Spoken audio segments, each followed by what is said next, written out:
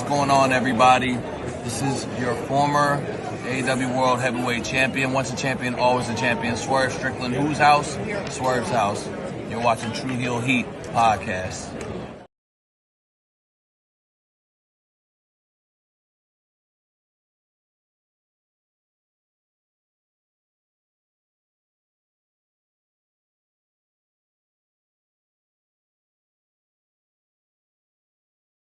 Rob Van Dam, listen to True Heel Heat.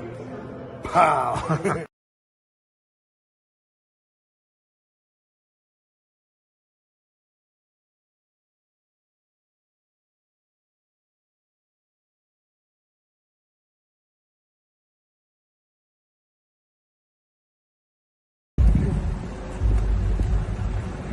Yo, what up? You know what it is. It's your boy AJ Francis reporting to you live from New York City, the birthplace of hip-hop. And I'm telling you that I'm only tuned in with True Heel Heat Wrestling. Holla at me.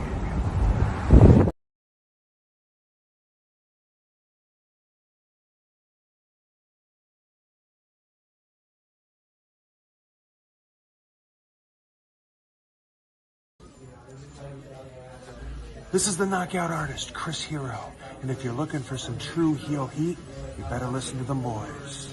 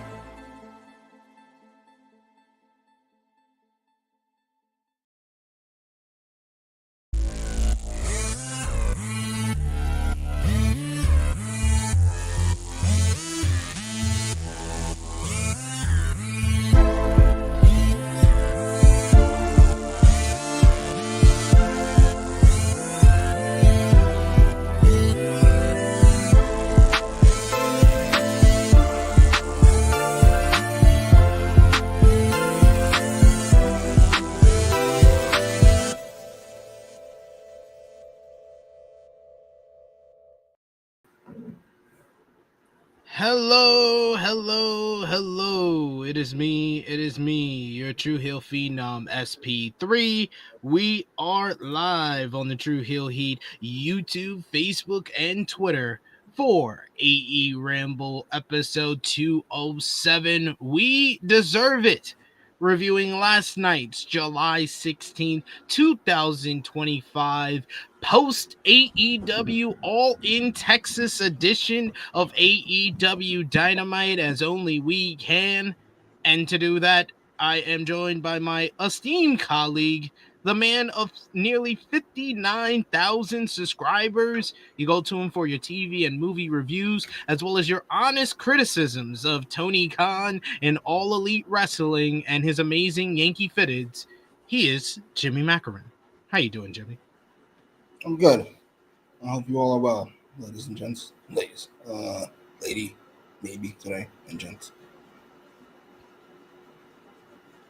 I don't know what happened to this man. We already got into an argument before we get live on here. You seem like very upset. Yeah, you seem very irritated today. We didn't have an argument. We didn't have two separate points of view. Okay, that's fair.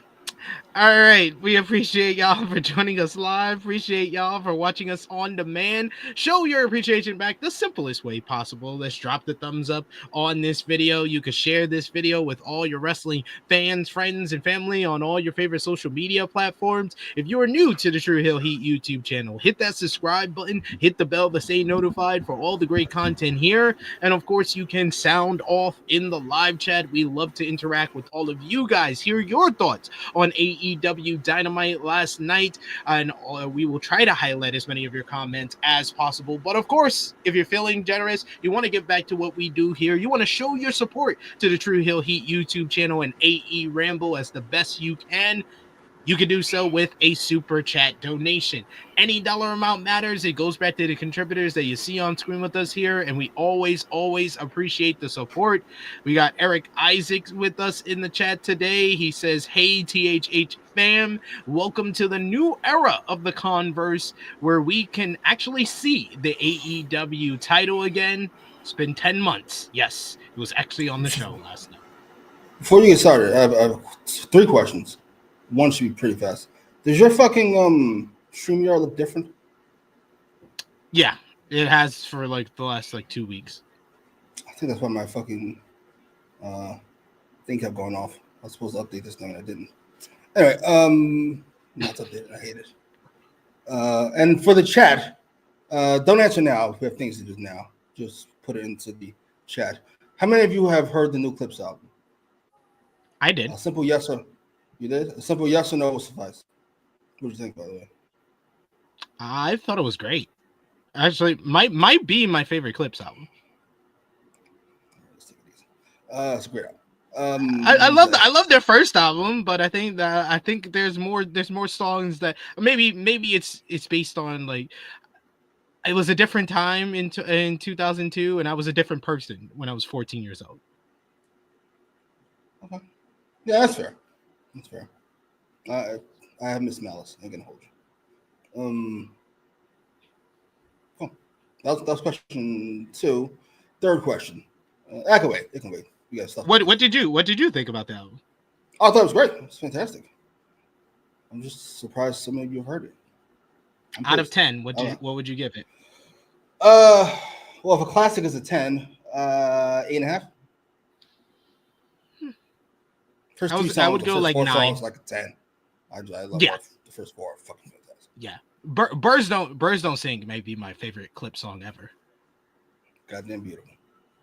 So beautiful, beautiful. Depressing, anyway. Well, yeah, but it's so deep. Like the whole thing with the mom preparing for her death and stuff like that. Yeah. Ace Trumpets. That was a good first like single to put on to come off the album. Yeah, that's great. And the Kendrick verse on that one. That was Whips and Chains. He went nuts. Even Tyler the Creator's verse on POV. That was amazing. That was like the best Tyler feature ever. That was fucking great. Yeah. No, I would say even I think that is probably better than the Kendrick verse. I love that. Jesus. I love that verse. Yeah.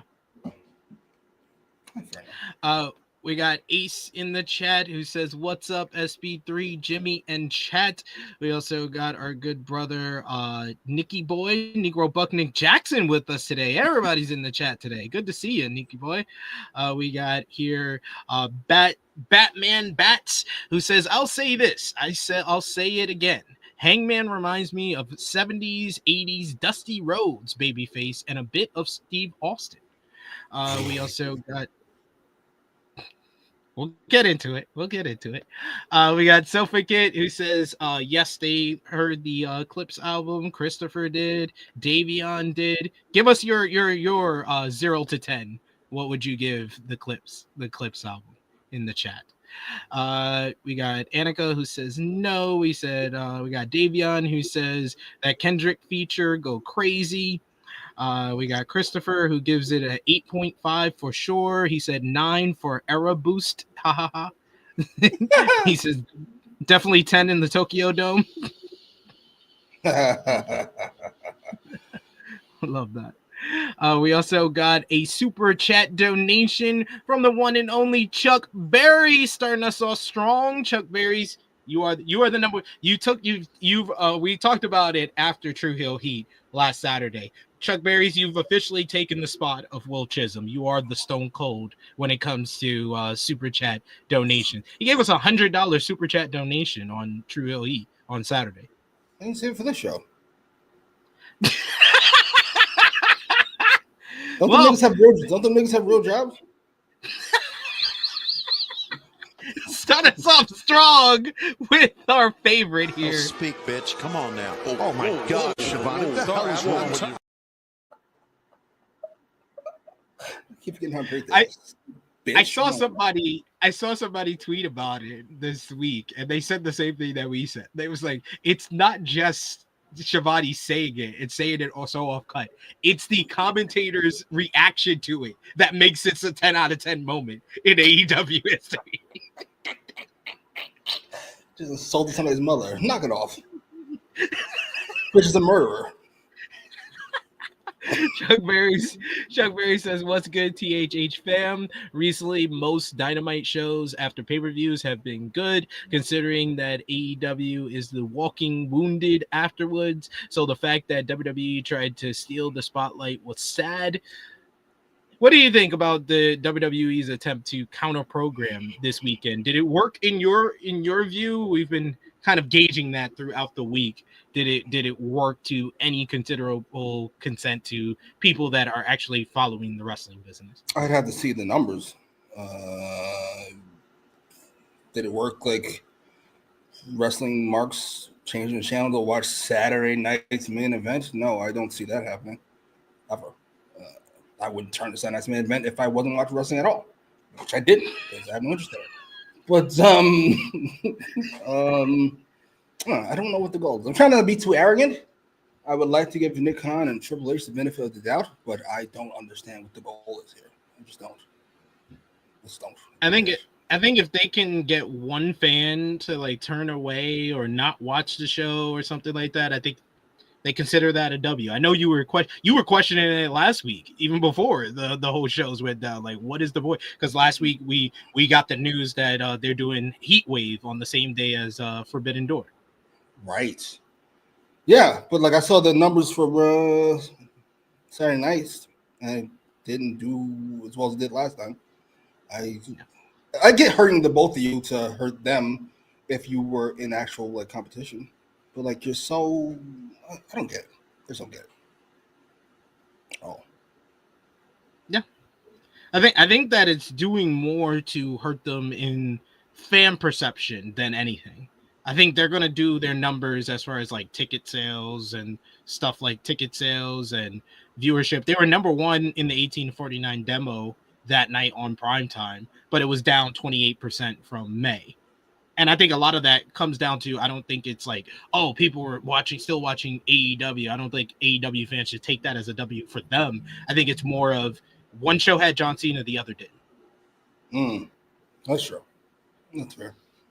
So yeah, if somebody, I don't know if they were asked about it, they would say it's a complete coincidence. But I need somebody up there to explain to me, just slowly. But I'm pretty sure by the time they got to the end of their sentence, they would realize this is fucking a bad idea. Yes, we happy to see you, Nikki boy. It's very rare we see you in the chat, so glad you had the rare Thursday off for you to join us. Luis says, morning THH fam, how many disclaimers are we getting today? LOL. Nothing. Good vibes. Good vibes only. We deserve it. You deserve it because it's for you. Bunch of fucking narcissists in the crowd. Beautiful. I'm sure this will lead to positive results for the company moving forward. That's what I should do. That's what everybody should do. They should use the most narcissistic fans as the tipping point for the business model. It always works out. Why are you so miserable? I feel like I have to ask this every week. You were like so miserable. I feel like I really want to. We really need to have an intervention here because I really feel like you were happier doing the show when they were bad. Like ever since the fans started to be positive on a No. positive flip on AEW, it feels like you've been Say really that, miserable. say that again. Say that again. It- I didn't catch the last ever part. since the fan base started really enjoying AEW. There you go. Because like religion, which I also hate, people are not happy just being happy. They're not happy until you're happy. They're not, a good Christian is not happy if they believe. They need you to believe too, which is what I don't want. You enjoying something is great. You trying to get me to jerk it off with you, not you. Speaking in the royal you. Yeah, I know. Well, I know. I was going to ask because you did say a statement last week, if you remember correctly. Sure. You said that you would have to rethink your viewpoint on Tony Khan if Jon Moxley did not win at All In. It's very true. The answer to that is how long did you think about it? Was it like I didn't get the chance though. The Dustin Rhodes won the TNT title. They didn't give me a chance to even think about it. I didn't even make it to the Moxley match. Like, oh, okay, never mind. You just saw that from my tweet. You didn't even watch. Who won? Who did what? Ha ha ha ha ha ha. And now we get Kyle Fletcher and Dustin Rhodes, which is what everybody's looking forward to. You said it's the European title, so why would you care about that? What? Why would I care about that? What do you mean? It's Dustin Rhodes. It's when it's the European title material. The second biggest show of the second biggest company in the fucking world. Are you serious? What is going on? I didn't like it in the moment, but then I understood why because of Adam Cole. What do you think about that? I wanted to ask you about that. Adam Cole seems like he is questioning if he's going to continue on after his latest concussion that he suffered on Collision. Sucks for him. He's rather what's the word for it? Snake bitten. I'm not entirely sure that's. I mean, the timing is snake bitten. His body's just over. It's just broken down. Was he 40? Nah, he's like his late 30s. I think he's like 1 year older than us, or 1 year younger than us, actually. Jesus, I feel it. I feel bad for him. I really do. I'm glad he got to go in front of the crowd and say a couple words. He's well liked by the fans. He's loved by the locker room. It hurts. That sucks. He can. I'll be nice. Yeah, that sucks. Yeah, I understood it on the night because he had to get the crowd. Yeah. That was the only way to get the crowd to pop because that crowd was quiet as hell during that 4-way. And if you just have the heel win, it's just gonna stay that way. So, trust me. I understand your feeling. I did not want Dustin Rhodes to win either, but I have to think about it outside of my personal preference and think about the live crowd in attendance and how to get them back up, and that was the best way. I love that. We're thinking about the live crowd in attendance, and we got a fucking 6-hour show. We're clearly not thinking that fucking much about them. Enough. Hey, they were up for the last 3 matches. What did you think about What did you think about your 96% prediction of Mercedes Moné winning? I'm very happy she didn't. I thought it was a good choice. The right choice, obviously. Tony is impossibly over, and match was great. I'll say that. Match was great, even though it had some nonsense in there. But that's Tony's character. You got to deal with that. It comes with the territory. She ate her.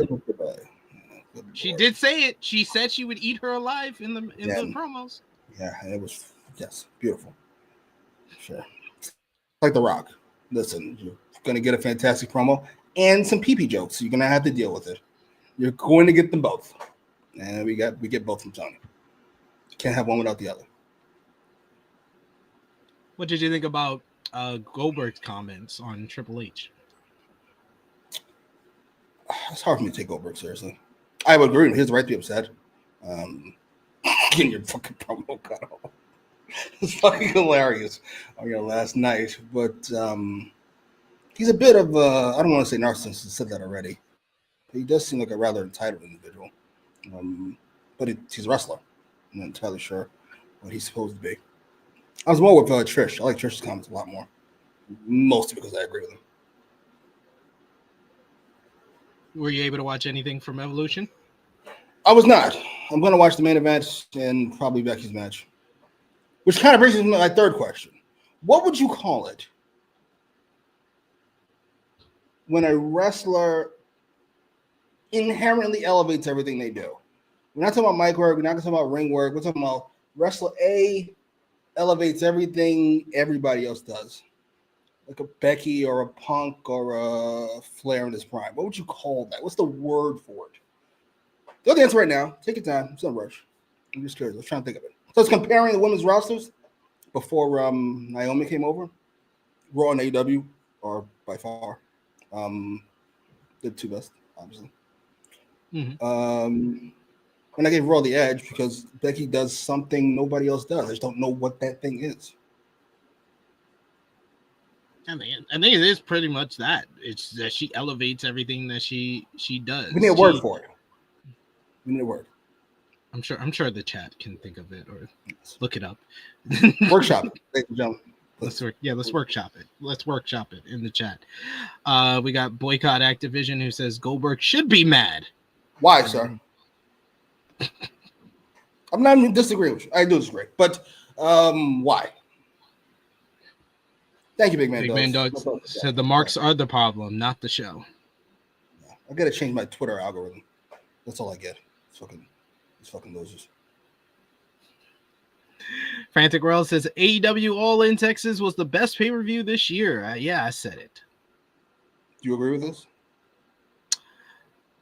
I can understand someone who says that. I think that top to bottom, Double or Nothing was better.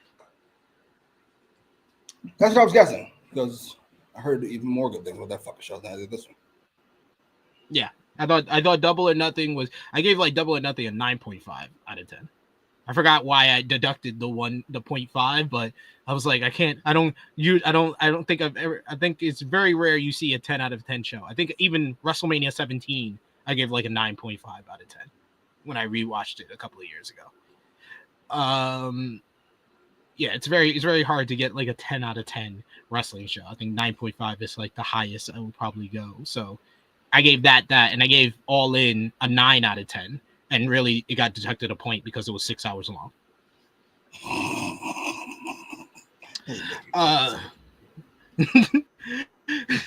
It was 6 hours long, and I thought that the match placement could have been a little bit better. I think if you like move like maybe I think we were talking about this last week. The tag match should have opened the show. I think if the tag match opened the show, then it's closer to like a 9.5 out of 10, despite what did open the show? 6 hours. The trios title match, Death Riders and Ops, because they wanted to do the whole angle with the Death Riders taking people out before the main event. I don't yes, but isn't everything before the main event? It's this obsession with bookmarking things. It's infuriating. See, it happened at the beginning, and then this happened at the end. Shut up. And it's also the fact that everything picked up on the show after the tag team matchup. So thus, you should have just opened the show with the tag team match. Please and thank you. And then there was other like certain matches that went a little bit longer than they needed to. Like men's Casino Gauntlet was like 34 minutes. The 4-way matchup was like 16 minutes. The TNT title match. And the tag team matchup was like 19 minutes. All right. Well, like you guys said, the tag titles. I meant the tag titles. Tag titles. Yeah. Well, like you said, if the goal was to extend it into fucking Saturday night's main event, then I suppose it works. It worked. Yeah. Numbers didn't look great. So exactly. When you look at the numbers for Saturday night's main event, you can take credit, despite it probably not being you, but you can take credit for that. Nikki Boy says, I'm with you in that, Jimmy. That Dustin call was definitely a decision. There you go. Terrible decision. Big Man Doy says, the people I watched with laughed out loud when Dustin won. I thought it was too funny to be annoyed. I laughed too. I wasn't annoyed. I thought it was hysterical. Yeah, Adam's 36. Yeah, I said 1 year younger than me and Jimmy. Christopher says, you're going to be 37 in like... What old am I now, sir? Thank you, and please. You're gonna be 37 in like a week, sir. Nobody knows. I'll remember your birthday and wish you a happy birthday. I wish you a happy birthday. Like, you let me know like 4 days later. Christopher Kidd said like 4 days later. Hey, that's better than both of our friend who still hasn't wished me happy birthday despite me wishing him a happy birthday. Christopher Kidd says Fletcher as young Orton killing an old man Rhodes is poetic. There we go. So someone who looks at it more on the bright side. Batman Bat says TK is a crowd pleaser. He had no choice. I am glad Dustin won. He's a crowd pleaser. He has no choice. What kind of wild shit is that? He's a fucking, not him. I won't use that because I'll get in trouble. Fuck it. He's a crackhead. He had no choice but to smoke crack. That's not how that works. You have a choice to not do that. You mean don't do that thing? Here's what these fucking losers think. They bought the ticket already. Sit there and shut up. What are they gonna do? Leave? Great. Bye. If Dustin Rhodes doesn't win, did they come in expecting Dustin Rhodes to win? They even know Dustin Rhodes is gonna be in a fucking match. What do you care? No, this is that Vince McMahon horse shit. Where if you put somebody in, you gotta fucking have that guy win so we can pretend like this all meant something. It didn't. It's a waste of everybody's time. Put the belt on fucking Pink Man. Let's move on. T.I. Jenkins says Kenny Omega was very Shawn Michaels-esque with the selling of his gut, kind of like HBK sells the back. What did you think about Okada Omega? I thought it was fucking fantastic. I knew they weren't going to go at the pace they were going to go before because. Yeah, I think if you realize that, you're not looking at it in the same constructs as a lot of people that never watch the matches as well. I think a lot of people that never watch the matches and were just watching this match based on the hype of the other matches, you might be a little disappointed. But if you realize they can't go at the pace they did 7 years ago, and you just watch it for what it was, yeah, I agree with you. I thought it was fantastic. The selling of the diverticulitis is my favorite bit now in wrestling. Can he just everything he does? He couldn't even do a German suplex. He was like. So why are you still wrestling? Let it go. Your fucking stomach hurts every 12 seconds. Jesus. Yeah, it was good. I enjoyed it quite a bit. Yeah, we got here in the chat. Yeah, he said then that tag went 15 minutes. Well, don't worry, we're all done with the Death Riders.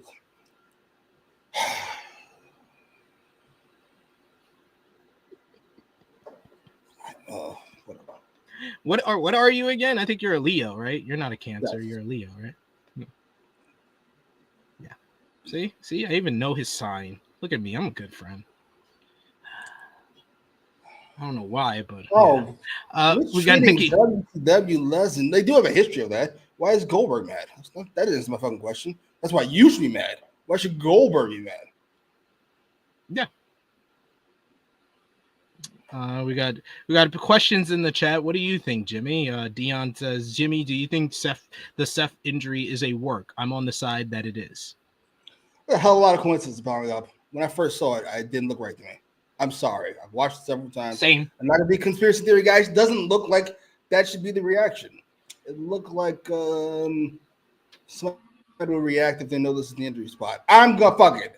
Conspiracy theory, fuck it. I'm saying it's a work. Fuck it. Too many things can't add up. Like you can't tell me this plus this plus this is just irony. It's just ironic. It's just a coincidence. You can't tell me any of that.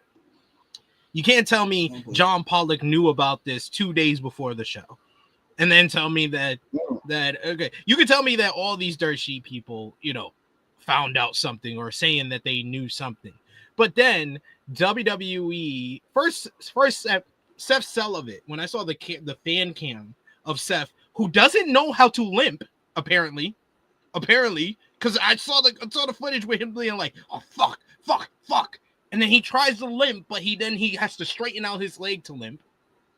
Then 2, they should have just finished the matchup if he was really that hurt. 3, it was when they showed the replay and Michael Cole said, look at the leg buckling. I watched that replay like 4 times. I could not see no leg buckling, and I'm doubt that Michael Cole could see the leg buckling. And for the big one, they would not make it part of the video package for Saturday night's main event. If it was a real injury, you're not going to show it and emphasize on it like that. And then 5, what Seth said on the show, on the Rich Eisen show yesterday, with him being like, "Oh, we did an MRI, but the swelling's too bad, so we won't know for sure, but I'm going to be out for a while." I appreciate the effort.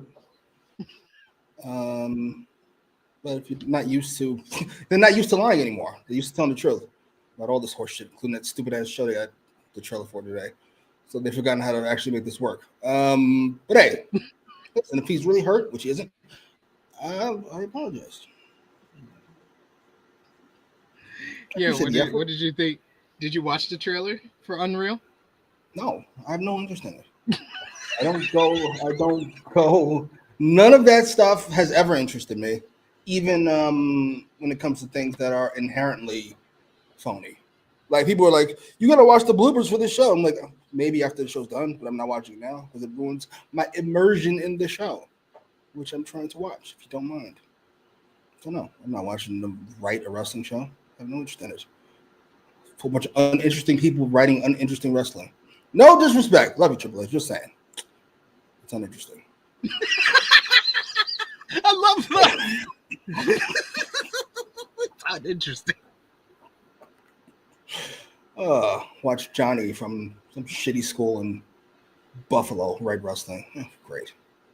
Beautiful.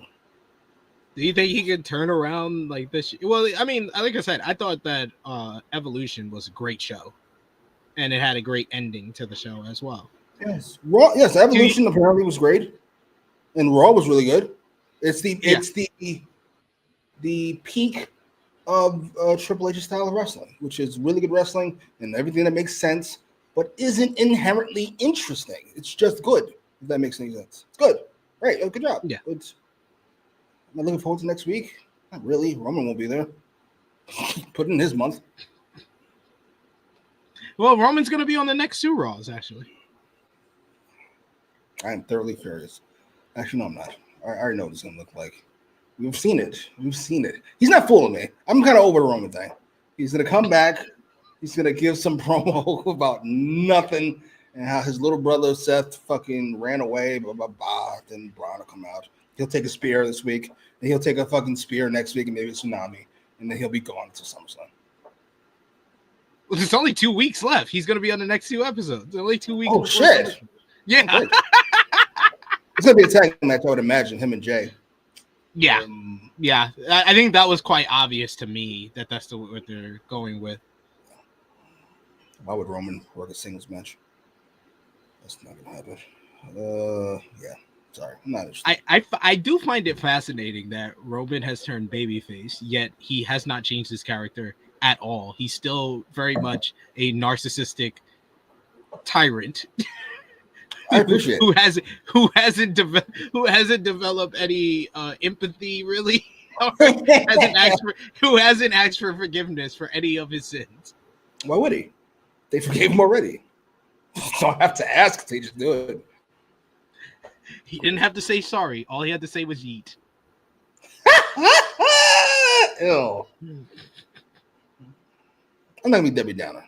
I'm sure it'll be fine. I mean, it'll be good. Yeah, I'm on front. That was my favorite moment of Monday Night Raw this week. Was Roman's return, and the Bayley and Lyra matchup. That was great. Did you see it without commercials? Yes. I gotta watch the thing about commercials. I watched it with commercials, and I was thoroughly baffled by everybody's reaction to it. It's like, this is a good match, but I'm hearing way too many fucking greats and fantastics. I gotta see it without the commercials. Yeah, it was great. I said the biggest compliment I could give it is it was in, if you make Monday a part of the weekend, it was in the top 10 for the weekend. I include Friday. Oh, were you ever able to watch the Bandito and Takeshita matchup? No. Watch that. That was. I know. It's too much. That's why I'm just glad you watched the top 3 matches from All In. Yeah, they were good. They were great. All right, let's talk about last night's AEW Dynamite. What did you think about the crowd in Chicago and this building, which the next couple of episodes of Dynamite will take place for? I know it's a small crowd. I like the ambiance of it. It looked very pretty. Overall, Okada win. I like the environment.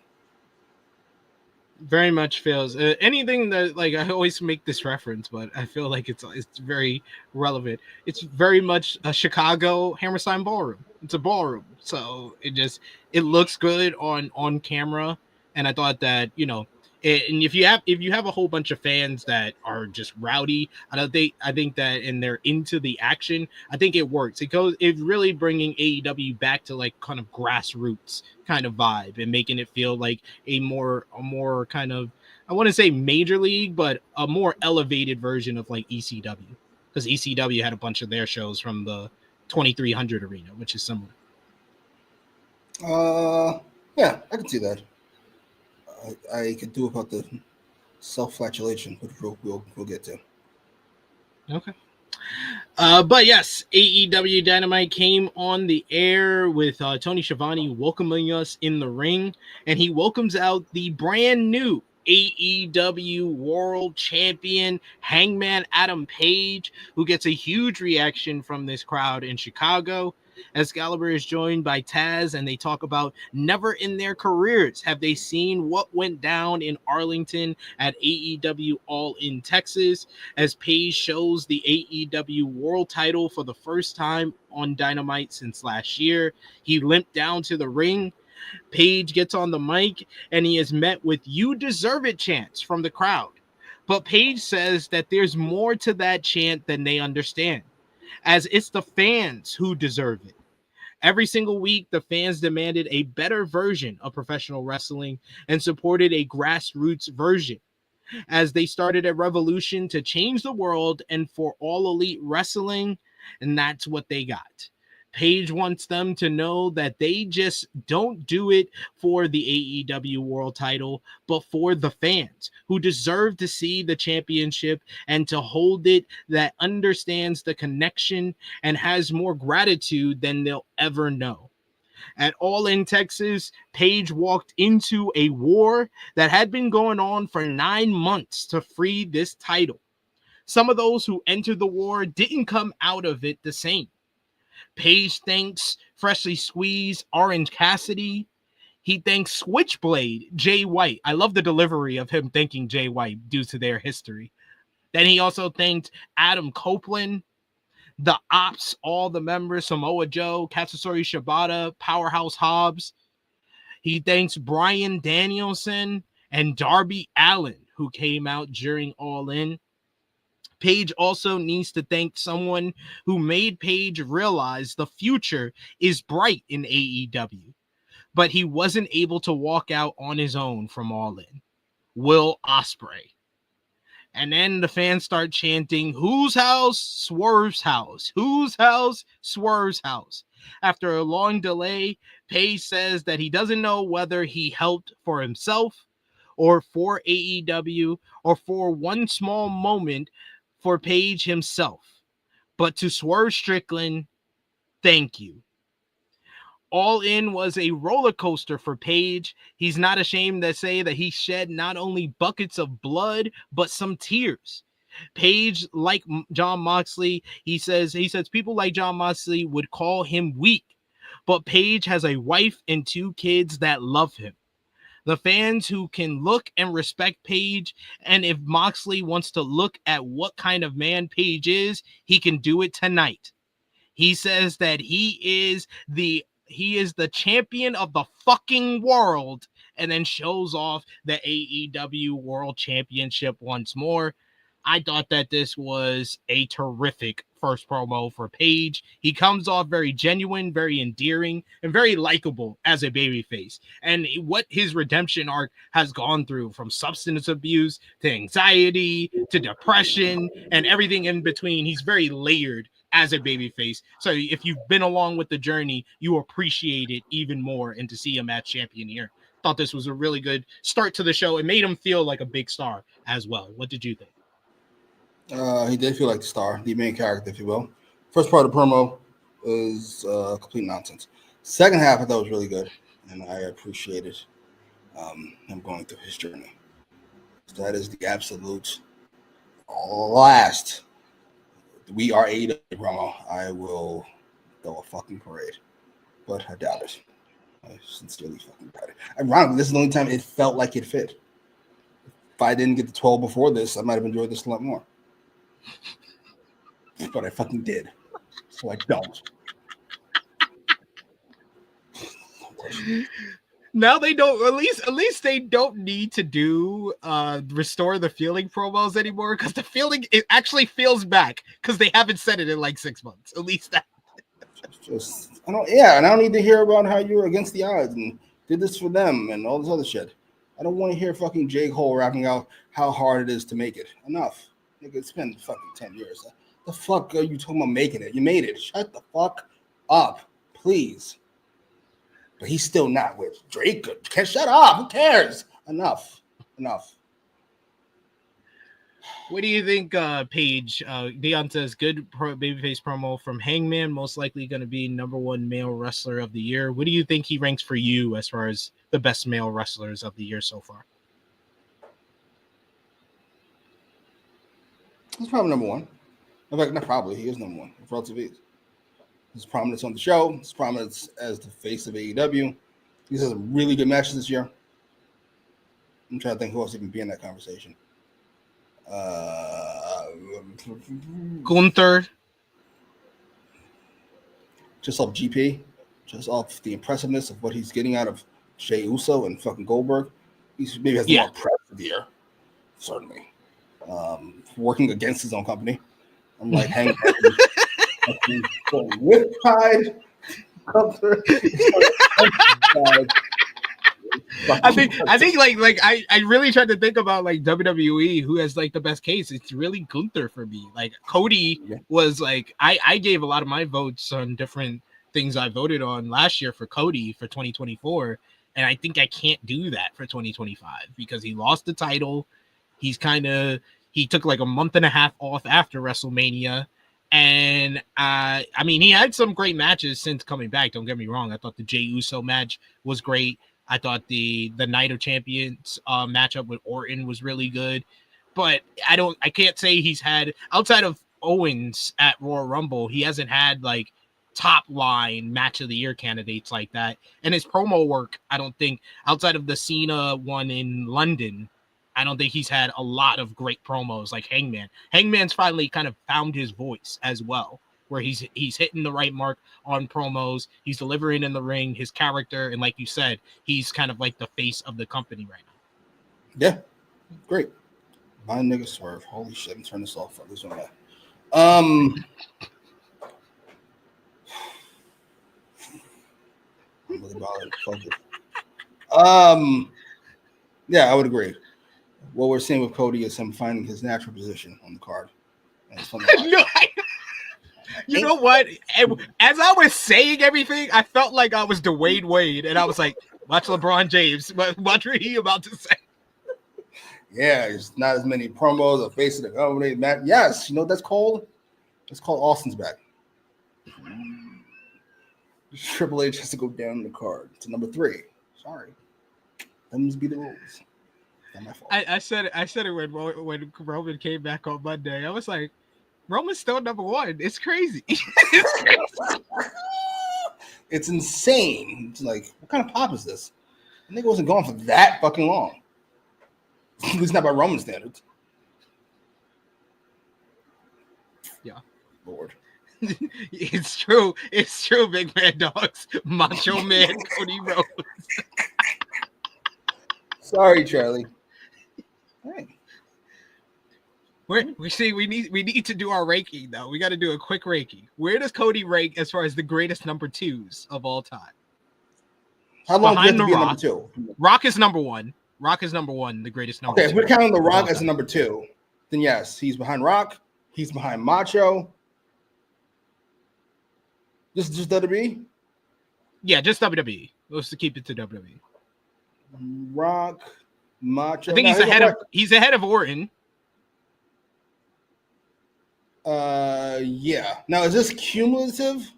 Like, if you had a run for a year and then you were #4 for like 5 years, then you were #2 again, do we count both twos?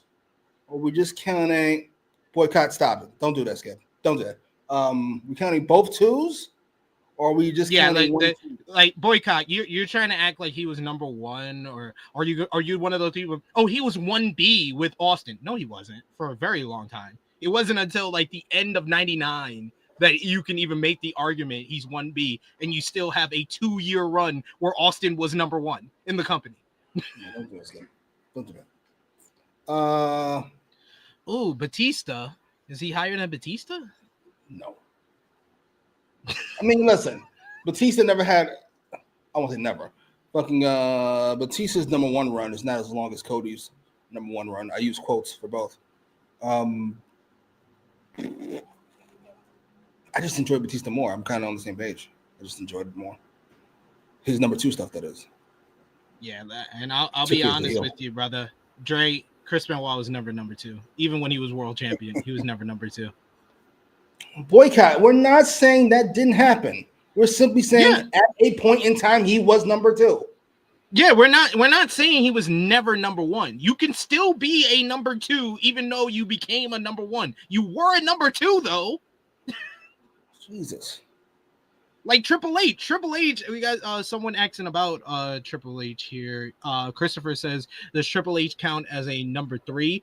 At the peak of the Attitude Era, yeah, he was number three. But when Austin gets injured at the end of '99 into 2000, he's number two. He had a number two run. Yeah. And then he becomes number one. He becomes number one when Rock and Triple H leave. I mean, Rock and Austin leave. Yes, he does.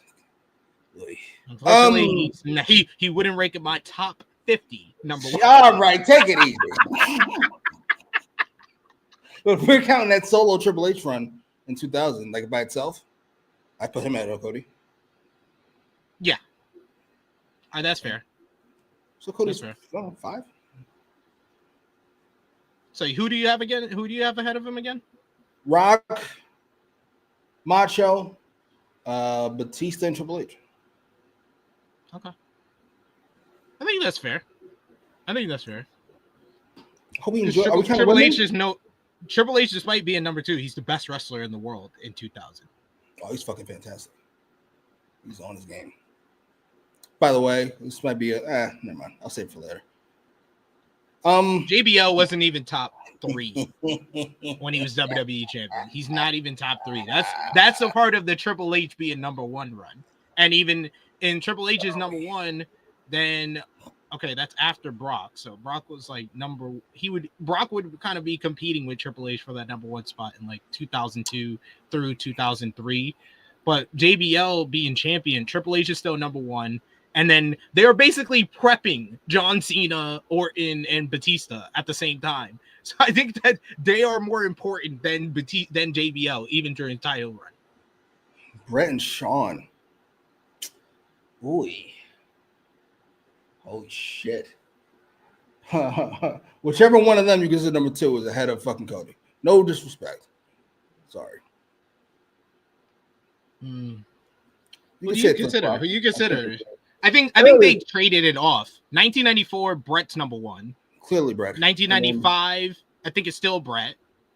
I would go with that. Then 96 is Michaels. I think it's Shawn until the end. Yeah, that's true. He even took his heel run in 97. What an asshole. Christopher Kidd says Undertaker is the greatest 4-5. like WWE Tim Duncan. That is quite the analogy. I love that. That's fantastic. Yes. That's awesome. Oh, Punk? Boycott. You're talking to the biggest Bryan Danielson fan and one of the biggest Bryan Danielson fans. I think that we can honestly tell you Bryan Danielson in WWE was never number one. Never number one. This is not based on who's the best wrestler, Boycott. I think that's what you're confusing here. This is not who's the best wrestler in the company. Yes, Bryan was the best wrestler in the company. We are talking about who the company viewed as number one. Who did they push as number one? They never pushed Bryan as the number one.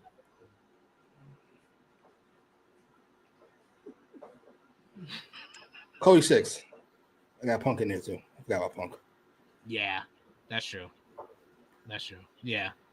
Yeah, see? Yeah, 2FK. He gets it. Yeah, Punk was number 2 through a 434-day reign. Cody is a number 3. No disrespect. Right now he's number 2, but he's actually number 3. No disrespect. I know it sounds disrespectful. Patrick Bells agrees with you. He says he's a weak number 2. Let's be real. Hey, no disrespect. It's like watching 2000. You watch Triple H. You go, man, this guy is a really good 2, but he's really a 3. See, we understand you here, boy, cuz. See, I understood what you were going for. Because, like I said, we're 2 of the biggest Bryan Danielson fans you will see on YouTube. But you got to understand, we're talking about who the company views as number 2. Who is on the advertisement? Who's getting the biggest push? Who is the number 1 star? Right now, it's Roman Reigns. It's still Roman Reigns. Cody has his runs where he's getting number one push because Roman's taking his break. But when Roman comes back, he's back to being number 1. It's basically what Roman went through during the Brock years. Brock had a long run as number 1. He would take his breaks, but when he came back, he was number 1.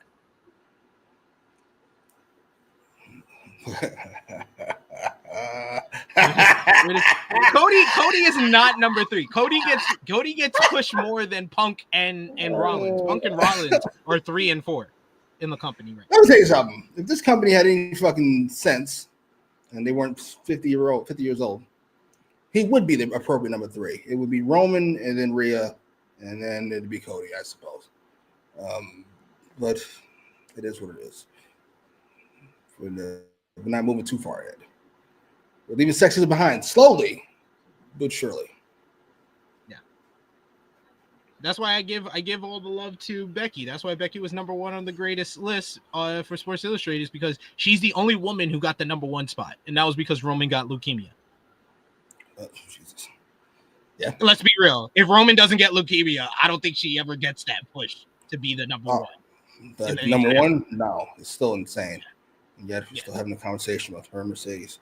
But that's neither here nor there. We're not having the conversation. Why we certainly did have it. We certainly had it before. You said still. Oh, we're not having it anymore. No, that's very true. Niggas had to get beat over the head with numbers before they would let it go. And fucking LaRon Ford still didn't let it go. He still swears up and down. Tony Khan fucked it up. Right. We get a massive video package. I'm sorry for anyone who's new watching us. This is what we do on this show. We will get into random debates and random conversations. The live chat seems to love it. But we get a massive video package on AEW All in Texas shown, highlighting that it was the highest grossing gate in AEW history. And oh, good Lord. I know. I did feel like, oh, this is kind of like WWE. Good Lord. And all the social media accomplishments that it got. We then get Matt and Nick Jackson arriving earlier today. Excalibur says they are no longer are bullied to call them Matthew and Nicholas. They arrived to the building in an Uber, as they no longer have their EVP status, and apparently they're broke now. I don't know. Covering their faces from the cameras as they got their bags out of the trunk. The Uber driver is not getting 5 stars because he wouldn't even help them with their bags. How ridiculous is that? Renee Paquette caught up with Matt and Nick Jackson, who were in search of their locker room. Paquette gleefully reminded them about their loss at All In before they tried to greet Marina Shafir, who just walked by them, giving them the cold shoulder. A door with the EVP sign is being crossed off and labeled as just Matt and Nick, as Ricochet and the Gates of Agony walk in saying that it sucks to be them. And he walks away, as Matt says that we just teamed a few weeks ago. It's just so disrespectful. Don Callis then walks in and agrees. They lost 1 match and are treated like jobbers. Since Kenny Omega is dead now, what? Maybe they could join forces, since they're the greatest tag team of all time. Matt says that they'll never join his family, but maybe they can talk. Callis says that he has like 15 family members who will be their friends, and he gives the Bucks a hug as they reluctantly accept his offer. Callis owned in this segment. I love that they just gave them the bum ass Corbin storyline, which I think always delivers a laugh. At least I enjoyed these segments. What did you think? Did it make a lot of sense? No, but I enjoyed it. I enjoyed quite a bit of it. Okay, Knockouts is hilarious. He's just such a scumbag. Of course, get these cocksuckers when they're low, bring them in. Yeah, sure. Oh. He's the best. He's the best. It's crazy because we've been comparing him to like the Dangerous Alliance. It's pretty much Bobby Heenan. It's the Heenan family. What is Callis rank? I won't do that. We just did a ranking. He was great. It's the Heenan family, and Kenny Omega is Hulk Hogan. He hates his niggas' guts. It's so good. So good.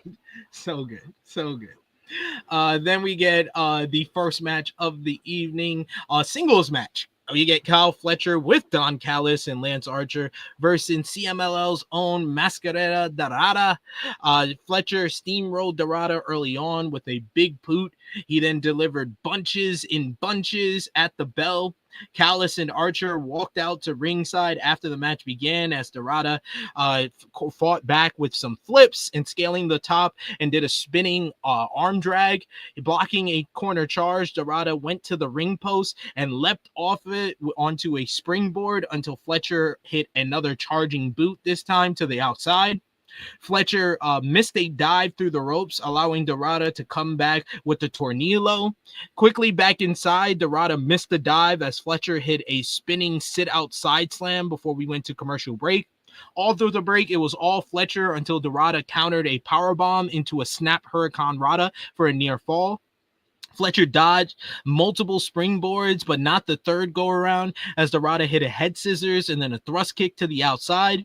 Dorada connected with a massive shooting star press off the middle rope to the outside. Dorada then fired off a series of kicks and then got a code red for a near fall. He took too long to go up top, though, as Fletcher booted him in the face. He couldn't connect with the avalanche brainbuster as Dorada got free and hits a corkscrew Hurricane Rana and a 450 splash for a near fall. Massive chops by Dorada, who followed up with the thrust kicks and the terreras, but Fletcher answered with the lawn dart in the corner after catching him on a flip off the top rope. He launches him into the turnbuckle, and then he follows up with the haluva kick and then hits a sheer drop brainbuster for the 1-2-3. Kyle Fletcher picking up the win here. He then gets into the face of the camera and he says, Dustin Rhodes stole the biggest moment of my life, and it's my mission to take everything from him. Tony Schiavone says that we'll hear from... Oh, is that background? I don't know. He says we'll hear from Dustin Rhodes this Saturday on Collision. What did you think about this opener, Fletcher and Dorada? I really like Kyle Fletcher. The more I watch him, the less I get Randy Orton vibes. The more I get like a prime Triple H with Flair. His selling for people who he shouldn't be selling for, it's just so much fun. I thoroughly enjoyed watching him get his ass beat by, what's his name? Rey Mysterio. Masquerade Dorada. Yeah. I enjoyed this match. It was fun. It was a good match. I enjoyed it quite a bit. I think this is the highlight of the night for me. Spoiler alert. Not only a wrestling match, but a wrestling match featuring Kyle Fletcher. Outrageous, but still, I enjoyed it quite a bit. Kyle Fletcher has grown on me so much, not just because of the steroids. I mean, the diet. Working out, taking nutrition seriously, and things like this. But the outfit... The words and opinions of Jimmy Macram do not necessarily reflect those of True Heel Heat, its viewers, or affiliates. Can you? I don't know what I did. The outfit was great. The selling is great. The moves are now properly paced, at least for the moment. He did kill Adam Cole. There's that. But listen, you can't win them all. Win to everybody. This was fun. Negro Bug says, not gonna lie, I really don't like this new Fletcher theme. I like it. I just don't like the screaming of Protostar at the beginning. Yes, that's heinous. Yeah. We got Big Man Dogs. He says an opening with two guys who don't look like bums. Right? I guess that's a compliment. Yeah, that was really good. He says Kyle Fletcher is the next TNT champion. We got 2FK. It says give me Dorada versus Osprey. Big Man Does says can't take the CMLL guys serious on AEW TV anymore. Though when Dorada is a consistent loser. It was weird. Tony Schiavone trying to sell us like this is the first time we've seen this guy. Like I know I've seen him before. I know I have, and he lost. He had that great 4-way with Omega, Claudio, and Brody just last month. It's fucking great. Yeah. We also got Big Man Dogs who says, I've never failed a drug test. Scott Steiner. With straight fucking face. All right. Well, that is true, I suppose. Good Lord. Oh, man.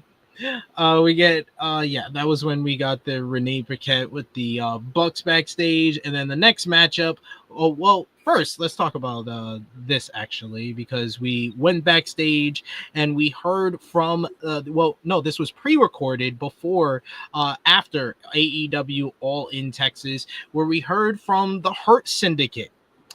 We hear from the Hurt Syndicate with MJF. MVP says that he is waiting around for whoever is next for them. He's sick of waiting, though. He says, where are the best tag teams in the world? They came here for that, so someone has to step up. Then MJF gets on the mic and he says that he now has his guaranteed shot to get back to Triple B. He says that he is the personification of Hangman's depression. He says he's the one that knows Hangman better than anyone. He says it would have been easy to beat Dictator John, but for Hangman, it makes it even sweeter. He says he gets to prove once again why he is better than him, and he knows it. And he says you can be the AEW's main character all you want. He was like, I have no problem being the bad guy. He says, like they always say, nice guys finish last. And MVP finished the promo by saying they are not nice guys. I love Shelton and Bobby not saying anything, just looking intimidating. Yeah. First of all, MVP wearing that hat is insane. You look ridiculous. Like not like you're trying. He looked ridiculous during the entrance, and why is he still wearing it?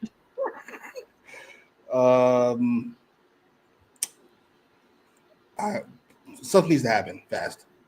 I gotta be honest. This isn't really doing anything for anybody. I am not a fan. No, not feeling it. Nah. I think they're gonna be the new heel force. Now the Death Riders are taking a back seat. The fuck is taking so long? Like, we killed that thing on fucking Saturday. Why am I dealing with them in the main event on Wednesday? Well, to be fair, MJF never shows up on the post-Dynamite after a pay-per-view. It's true. Like a theme. He literally has, like, ever since he won the AEW World Title back at Full Gear 2022, he's made it a habit. If he has a match on pay-per-view, he doesn't show up the week after the pay-per-view. Props to him. He must have it in his contract. The effects of pay-per-view matches, maybe. Like the rest of this place. Just show up. It should happen. There you have it. And I kind of wish I just they don't have their goal is rather no matter how much MVP tries to sell us on having a goal, they don't seem to at all. Hurting people is not a goal. It isn't. Sorry. Pass on this. That is their goal in life. They hurt people. They hurt people. It says it in their song. Good Lord. When do you think MJF is going to cash in title shot? First of all, do we think it's successful?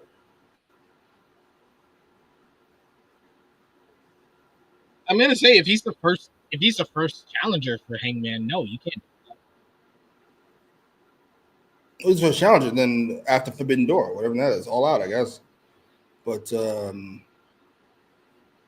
Yeah. I really feel like this year's Forbidden Door is going to be more of a widespread of last year's main event build for Forbidden Door. It's going to be mostly an AEW show with some New Japan and Stardom CMLL guest stars. As it should be.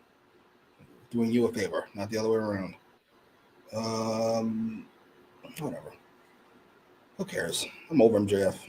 He's great, but like until he's going to do something, I'm not really interested in hearing about what you're going to do when you get the chance. Enough. Big Man does. He has to show up to interfere with Hangman's promo. He does not show up on these post-Dynamite episodes. He just doesn't. That's kind of what I was missing, Big Man Dogs. Something from this show in particular. Like, it's supposed to be a new era, but it does not feel like it. It feels like we're just continuing the era from last Wednesday. I do feel like I did feel like that was probably my main nitpick, is that there should have been like a new feud hook for Hangman. I thought something would happen after the main event. I thought either we would have some big progression for the Death Riders, like the other Death Riders turn on Moxley, or we would have somebody step up to Hangman. Yeah, I thought Moxley wouldn't be here. Like, his team failed him. Fuck it. Fuck them. Fuck all this. Or he had some concession speech or something big, since something big just happened. Nothing. Same old everything. I didn't hear from him. What? All right. Sure. He took that in stride. Jesus. So to answer the question that's in the headline, because I forgot to ask this when we were talking about his promo, is Hangman the best babyface in wrestling right now? Best babyface in wrestling. Now we're sure can talk about their babyface characteristics, not their skill set, right? Yeah. I would say yes. Well, he may not be as inherently likable as like EO or something like this. The journey makes it worth it. Coming from piece of shit to not piece of shit makes it better for me at the very least. In a vacuum, it's probably EO or Osprey. That's another one. Like as a character, Osprey is inherently a better person than Hangman is, but Hangman has a journey. So I like it. Yeah, I think he has more layers to him, and he's been through real life stuff. So I think he's more relatable. Yeah, I think he's the best babyface character. If that helps clear it up. That's fair. Yes. So I had to ask that question because that's how I felt after that opening promo. I was like, is he the best babyface right now? Because I would have said last year, 2024, it was Cody. I thought it was really Cody. I thought he was the best babyface, except till the end of the year when Kevin Owens was the babyface because he turned on Cody for good reason. Did you guys come up with something for the shit yet? For the Becky and Punk shit? The elevation thing? And no, it's not Ring General. Ring General is strictly in the ring. I'm talking about elevates everything they do. I need help. It's bothering me. I'm not sure why. You can't just say they elevate everything they do. You need no. He's a better mic worker. He's a better ring worker. He elevates everything he does. Way too long. No, you need a simple, concise thing for what that thing is. Let's see. Let's ask Google. Let's ask Google. Word for someone who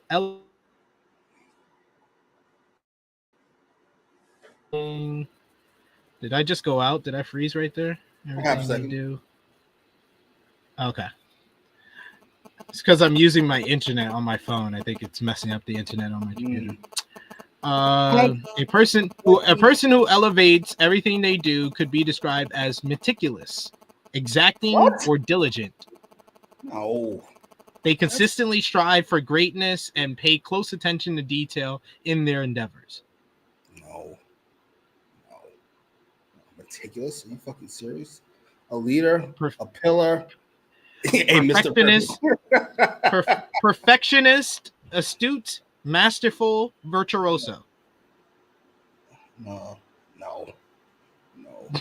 Those are not describing the condition. Fuck it. I love that. You want words, and we gave you multiple. Yeah, but words for what I'm not asking enough. for. I'm meticulous. Not good enough. I'm meticulous. Somebody pays attention to detail. A perfectionist is not what we're talking about. What was the other one? There's something else in there. Astute is somebody who observes things properly. This is not what I'm talking about. I'm talking about some. Let's take Drew McIntyre for example. There's Drew with Punk, and there's Drew Sense. You feel me? You understand what I'm saying? There's the women's division with Becky. There's the women's division without Becky. You understand what I'm saying? Like that's what I'm talking about. That's what I'm talking about. That's what I mean. There's Cena's run without Punk. There's the Punk stuff. Sacrifices fucking his fucking life for that fucking Cena run. Whatever that is, I'm talking about that. There's WWE without The Rock, and there's WWE with The Rock. As a character, please keep all your ideas to yourself. Keep all the fucking ideas to yourself. God damn. Refiner's not bad. It's the best one we heard so far. We got Chuck Berry's answering the question in the headline. As of right now, yes, he is the best babyface in wrestling because of his journey and his accomplishments. We also got Big Man Does. He says his arc was very good. We also got Big Man Does giving his predictions for the AEW World Championship. Ooh. He says Hangman to MJF to Ospreay ? Or Hangman to MJF, then Hangman again, then Fletcher, then Ospreay.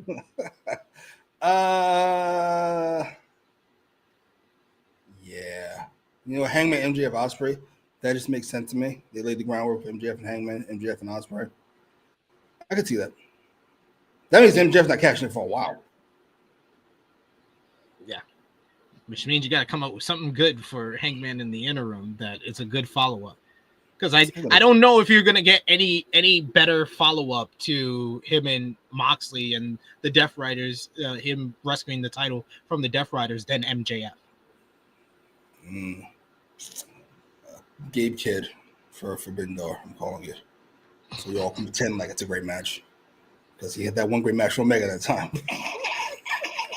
I hate you so much. You would not let this shit go. We got another super chat donation here from our boy, Dion Jenkins. Thank you so much, Dion. We appreciate the support. I'm serious. I'm not going to sit back and take this fucking shit.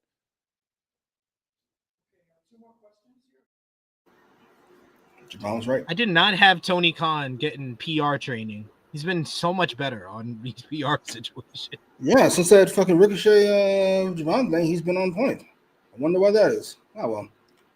You keep saying that. Like, that was the big difference maker. They know? They know? All right. I had to clean this up. Yeah, we'll do. Dion says, unrelated, but on the Raw review, y'all were saying how Bayley deserves better. While I agree that's true, I don't feel bad for her. She's complacent. Wow. God damn. Rhea, Io, Naomi. I love the Naomi move, by the way. I love that move. Fantastic move. I didn't see it.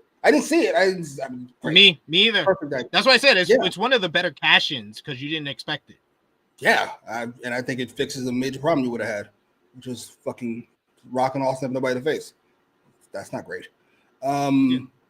Liv was their Triple H, so they needed someone to fill that void. And Naomi's perfect. Rhea, Io, Naomi, Lyra, Becky. What are we supposed to do with Bayley? What do you mean? Like, better how? Better where? Exactly. What do you want? Because I was hoping she won, but she didn't because Lyra's 10 years younger. What do you want? Like, what do you want exactly? I'm sorry. And listen, I said this before about Seth. No disrespect. And I'm saying it about Bayley, and I'll say it about Drew, and a whole bunch of other people who are great but seem to have hit a ceiling. Cody showed you the way. It's a long way, and it could fail. Look at Cardona. It could fail miserably. Cardona is still trying to get back in. He's like, I don't know why they don't want me. I don't know why they won't call me.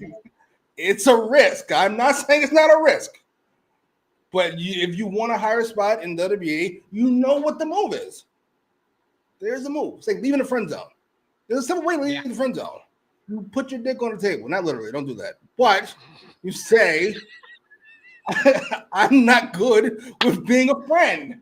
And then you either get in or you leave. There is no alternative. I'm sorry. Or you cashing your 7-figure payday to be in the upper mid card on WWE Raw. What do you want? Does it feel bad for you? I'm sorry, I can't feel bad for you. That's basically what you're trying to say. Yeah, like it is what it is. Like all you people like Jericho need to hire a spot on fucking WWF television. How? Like how though? What do you want? This Rock and Austin, Triple H, and Taker and Angle. What do you want from me? I can't help. Sorry. Why are you this way? Team Bailey. I don't know what to tell you. Oy, yeah. Ugh. You know, yeah. People were putting the hashtag poor Bailey in the chat. I'm just like, this is kind of her role, at least for the next year. She can make a decision that changes things, like you just said. She can leave. And she's one of the few people that could leave WWE, and Tony and Will Ospreay will throw out their whole, oh, we're going to make them prove it after they leave WWE. If you got Bailey, no, you're going to throw that out the window and be like, prove it. I already did. Forever ago. The fuck you mean? Oh, we got Bailey is better than Lyra Valkyrie. Overall, yes, but not in the ring. I think Lyra's a little better in the ring. A little bit. Yeah. Sorry. Yeah. Lyra's better in the ring. For sure. And that's only because Bailey's had, like you said, a couple of years on her. 2FK saying Hangman Forbidden Door match will feel quite low stakes with MJF, possibly tied up with Mystico and the New Japan guys occupied with the G1, missing the AEW TV build. That is true. Yeah, I was thinking about that the other day. I was like, you're not going to have any of these New Japan guys on TV because they're in the G1 starting on Saturday. So unless you like send a video for them, and Hangman can continue with whatever story you want to tell to build up, maybe him feuding with like the Hurt Syndicate or something like that, to build up to the MJF matchup post Forbidden Door. Yeah, unless it's MJF.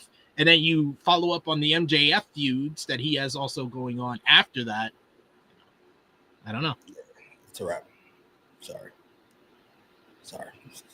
Blew the load on All In. What do you want from me? It's not lining up. It's not lining up for fucking Forbidden Door. Takeshi's over there doing the fucking G1. It's insane.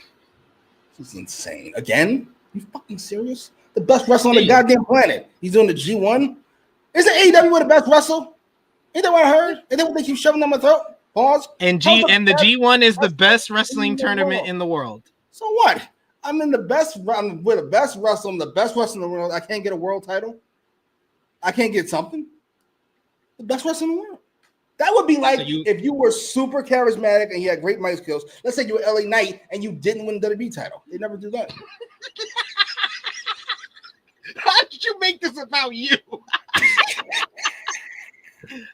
Anyway, we get next up our next matchup, which is an all-star 8-man tag. You get the Young Bucks teaming up with the Don Callis families, Josh Alexander and Hecha Zero.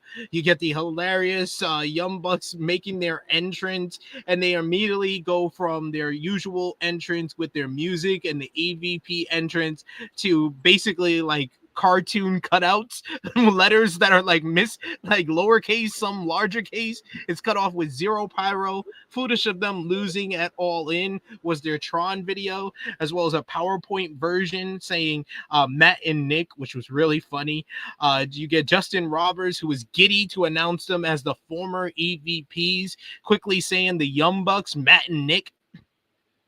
Then you get the entrance of the Babyfaces, which is Brody King, Bandito, and Jet Speedball Mike Bailey, and Kevin the Jet Knight. You get King. He starts off with Josh Alexander. He no-sells some of Alexander's early offense and then cracks him on the back with a stiff chop. The Bucks didn't want to tag in for Brody, so Hechicero and Bandito came in. Taz called Hechicero the crazy dancing man. Bandito hit a springboard Hurricane Rana before Jet Speed made some quick tags, initially thwarting the Bucks sneak attack with an assisted crossbody by Knight. You get the Bucks. They try to come back, but the Jet Speed get the better of them once again and hit double dives to the floor for good measure. Back inside, Alexander got a cheap shot, allowing Nick to hit a punk kick on Knight as he was on his shoulders. He gets an assisted pop-up Hurricane Rana on Bandito, double super kick on Knight, and then another off the shoulders of Alexander. And then Bailey suffered a double stomp, bounce back, power bomb. Then Nick does a freaking springboard sky twister. Nick was on his game in this matchup. I was like, God damn, Nick Jackson. You was killing that whole sequence. Back from break, Knight was continued to be worked over by Hechicero before both slugged it out, leading to a double down. In the end, we get the Bucks. They go for EVP trigger, but they realized they had to rename it, allowing Knight to capitalize. He gets a double drop kick and runs wild after tagging it. Then he tags in Speedball, who runs wild himself with rapid fire kicks. We get a whole bunch of action busting off. Bailey escapes the more bang for your buck into a double backflip knees onto both men. King tagged in and mowed down the Don Callis family members. Cannonball to Hechicero before a tope wiped out the rest. Not before Bandito got a blind tag. King assisted Bandito with a handspring moonsault to the floor. Bandito then hits a revolution fly where he almost slips off the top rope. That shit was scary. The Bucks broke up the cover. The match broke down as Alexander ate a poison Rana by Speedball, but the Bucks had a brief super kick party until a 15% allowed Bandito to hit Nick with a pop-up cutter and then the X knee. Alexander blocks the 21 plex and gets him into position for a tombstone where the Bucks turn it into an assisted indie taker. Then Hechicero hits his roll, bouncing Bandito off where he gets popped up into the double super kick by the Bucks where it looks like they hit his knee and his dick, not even his face. Then Hechicero sinks in a sleeper and the ROH World Champion can't respond for the referee stoppage win. The Bucks and the Don Callis family pick up the win here. I thought this was great. I thought this was awesome. The last couple of sequences, Nick Jackson was awesome in this matchup. Bandito's been great for a couple of weeks now, and him and Hechicero worked well with each other, so I'm looking forward to that matchup here. Really enjoyed this. What did you think? That Nick Jackson sequence, before he poses to the camera with his fucking dick out, is the quintessential point of the Young Bucks. That, yes. First of all, look at that. That is a star. The fact that the two of them posed after Nick did all that is my issue. This is what I'm saying. What is this? This is not a tag team. This is fucking Master and the Slave. This is insanity. Fucking heinous, man. Fucking heinous, dude. Whatever. Fucking Nick Jackson singles run when? We've seen it. For the last 20 years. Fucking, this is it. Good Lord. Jarring to me. I don't understand. I miss his brother. Look out for your brother. Good Lord, you didn't. This talentless hack. What the fuck's he even doing here? I don't understand. Whatever. Match was good. Good match. You hate the Bucks being together. It's not you're like very rare because most people just hate the Young Bucks. You were very specific with hating Matt Jackson. Yeah, and you will know because you were there. I hated the Bucks at a point in time.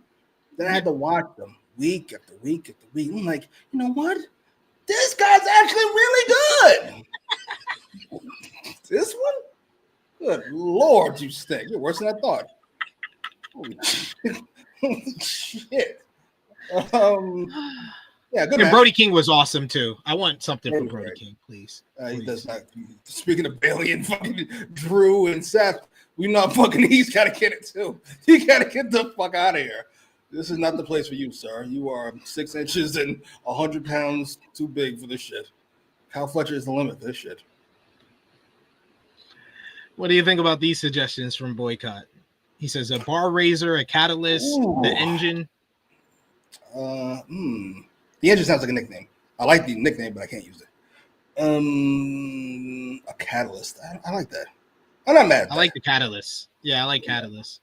I'm going with catalyst. Catalyst. Listen, Becky's a better wrestler, better on the mic. She's a better catalyst. You know what? I like it. I'm keeping it. Nikki Boy says Jimmy telling no lies. There you go. No disrespect. Alexander's just another guy. You know what it is. Matt's a better talker. It's crazy.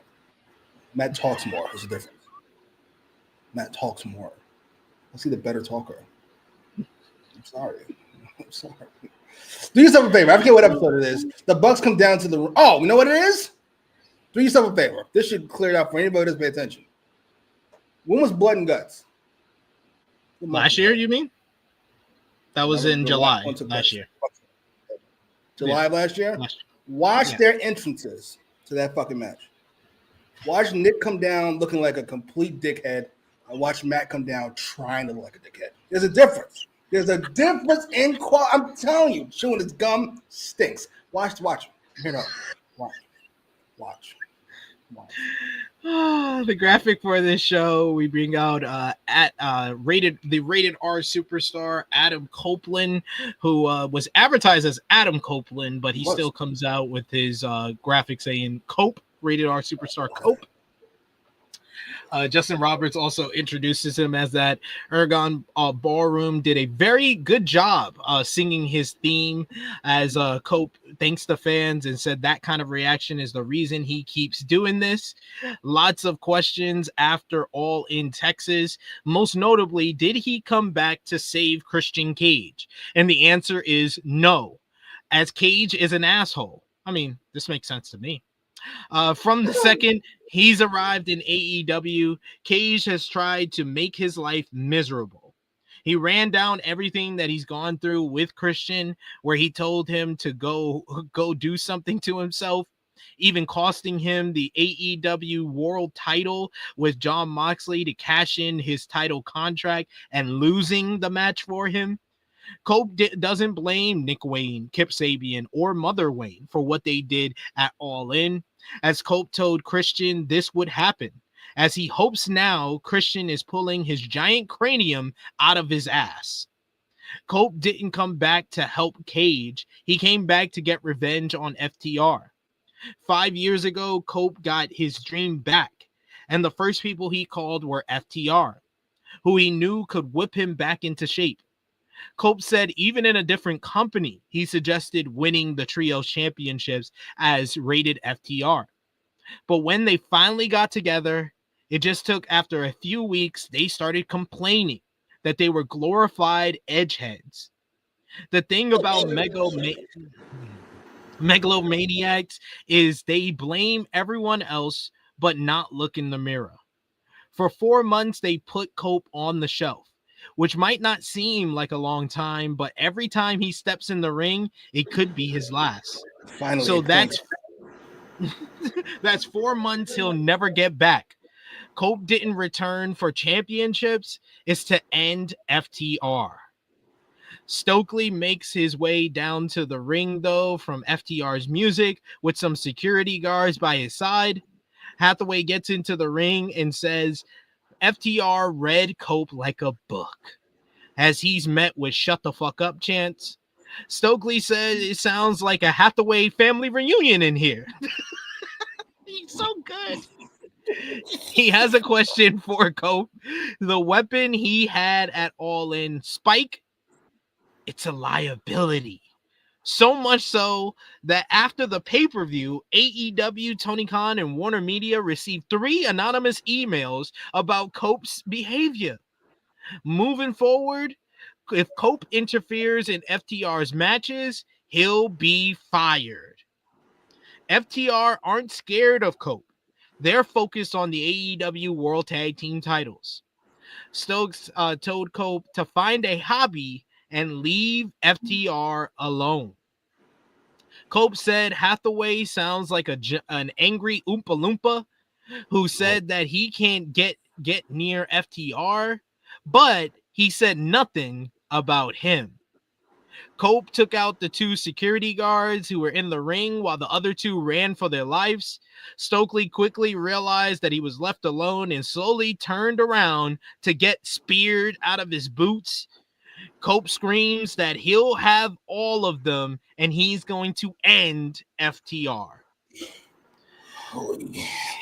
Stokely was at least entertaining here. I like the first bit of what Cope had to say, recapping everything with Christian Cage and the reason why he didn't help him, because there were some people that were asking, why did Cope celebrate on the stage when he came back? He was trying to save Christian. I was like, he's not coming out to save Christian. He's coming out to go after FTR. So he could celebrate on the stage before he comes down. He don't care about Christian. And I like him explaining that and going through the history with each other. It just took too long to get to the point of the FTR portion of this promo, but Stokely was entertaining though. But the Oopa Loopa line was corny once again, so it kind of balanced itself out.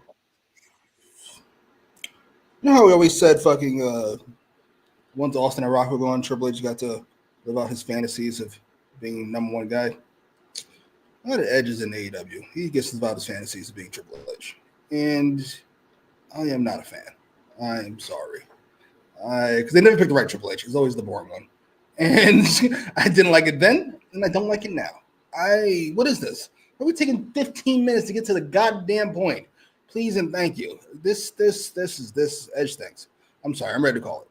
I was holding off on it last time. I'm ready to call it. Edge things. I'm over it. He's better in the ring than he is on the mic, and he ain't that guy in the ring anymore. I'm sorry. No disrespect. At all. It's over. I mean, this may be a good point from Dion here. It's like Edge does not fit in AEW. Sadly, I think that's accurate. He feels like a slightly less grating version of Chris Jericho. It's just like, we liked you, but now it's over. Fine. And Triple H doesn't want you. He's one of the old guys, apparently. That he wrestled with. If he didn't wrestle with you and you're old, that's fine. But just being sorry. So, Edge, Lashley. Y'all can go. I'm good. We get a history of Mark Briscoe's run-in with the Death Riders ahead of tonight's main event. And then we get to hear from Mark Briscoe, who, man, he's like the exact opposite of Cope. This was a great promo. Briscoe still has his sights set on MJF. Briscoe is backstage and says, if it walks like a bitch, if it talks like a bitch and acts like a bitch, it's a bitch. MJF dodged Briscoe that entire casino gauntlet. But the 2 things Briscoe needed to do was to whoop MJF's ass and get that title shot. But thanks to MJF, he accomplished neither. Briscoe thought that he'd be done with MJF, but they're just getting started. Briscoe made his debut a few years ago, January 2023, under unfortunate circumstances. And he brings up MJF mentioning his brother Jay last week. He says that he has invoked the soul of Jay Briscoe, and now he's going to bring all of it to him. He's going to bring the violence, the destruction, the chaos of Jay Briscoe. He says some call it karma. You reap what you sow. Mark says that he's going to make MJF pay for his sins. I've been loving Mark Briscoe on the mic. I love this promo on Collision, and this was another one where he is sounding more in this feud. I feel like this is why I had a whole debate with Jeremy, because Jeremy didn't like Jay Briscoe being brought up last week. And I liked it because I thought that was a turning point for the feud. It became more personal by bringing up Jay Briscoe, and it was a more purposeful way to bring up Jay Briscoe instead of the way that Chris Jericho brought it up in his feud with Mark Briscoe. And now we're seeing kind of the dividends of that, where he's sounding more like Jay Briscoe. He's got the haircut like Jay Briscoe, and he's gonna bring more violence to this feud with MJF. I think that this MJF rivalry will be a turning point for the singles run of Mark Briscoe. But what did you think about this promo here? What does that mean? No, you gotta elaborate on that. What does that mean? He's gonna get elevated to what? I mean, where would you say he is now? Mid card? If I'm being nice, yeah. I would say upper mid card, at the very least. Like so, Fletcher-esque. I said before, he's 1997 Mick Foley. I want him to become 1998, 1999 Mick Foley. So you get to hang with the big dogs, and then lose third in a fucking gauntlet on Raw. It's not the hill no there. We're gonna move on. Why are you always bringing it back to LA Knight? They did book him like shit on Raw. I'm on front. That was horrible. That was after his biggest win yet. This thing gets eye gouged. Oh boy, what could he do? Anyway, good lord. This is good. Mark Briscoe's always a good promo. He's always good in the ring. He is splendid in every way that should matter on AEW TV, and yet it hasn't quite clicked, at least not for Tony Khan. You might be right. Maybe this MJF feud is the one that does it. I am not sick of it yet, so that's something. We'll see how it goes. Then we get the fatal four-way fight for $100,000. Good you have lord. Tekla versus Chris Statlander versus Queen Aminata versus Willow Nightingale. We get a fast start to this one by Tekla, who basically ran roughshod on the other three ladies until Statlander caught her with a corner charge into a delayed vertical suplex and then a kip up. Tekla avoided a press slam and fired off a thrust kick, but Aminata pulled her outside, where Statlander flew in with a baseball slide. Aminata quickly got in a sliding boot in the ropes, so she and Nightingale took turns squashing Statlander with a senton and double stomp. Aminata gave Willow the chocolate kisses that was broken up by Tekla with a running boot. Willow planted Tekla with a torture rack backbreaker before Aminata fought with her on the apron and delivered a headbutt. Aminata climbed the ropes, but Tekla made her crash and burn on the apron and then hit a nice looking top rope crossbody to the floor onto Willow and Chris. When things returned from commercial break, you get Tekla was fighting off both Willow and Statlander until Statlander avoided a head scissors and placed Tekla in the corner, where Aminata returned only for Tekla to rise with a spider suplex. Tekla then sent Statlander crashing into Willow before doing her spider walk and then a huge spear. Willow missed a swing, but Aminata connected with a headbutt on Tekla and a spinning fisherman suplex on Statlander. You get Aminata and Tekla and Statlander and Willow paired off as Statlander hit a blue thunder bomb. Aminata hit an air raid crash. You get Willow hit a doctor bomb on Tekla, but then you get Chris, who pulls out the referee, Aubrey. Nightingale and Statlander brawled up the ramp, where back inside you get Tekla and Aminata fighting it out. Aminata hits a neck breaker and then a double stomp off the top for a 2 count.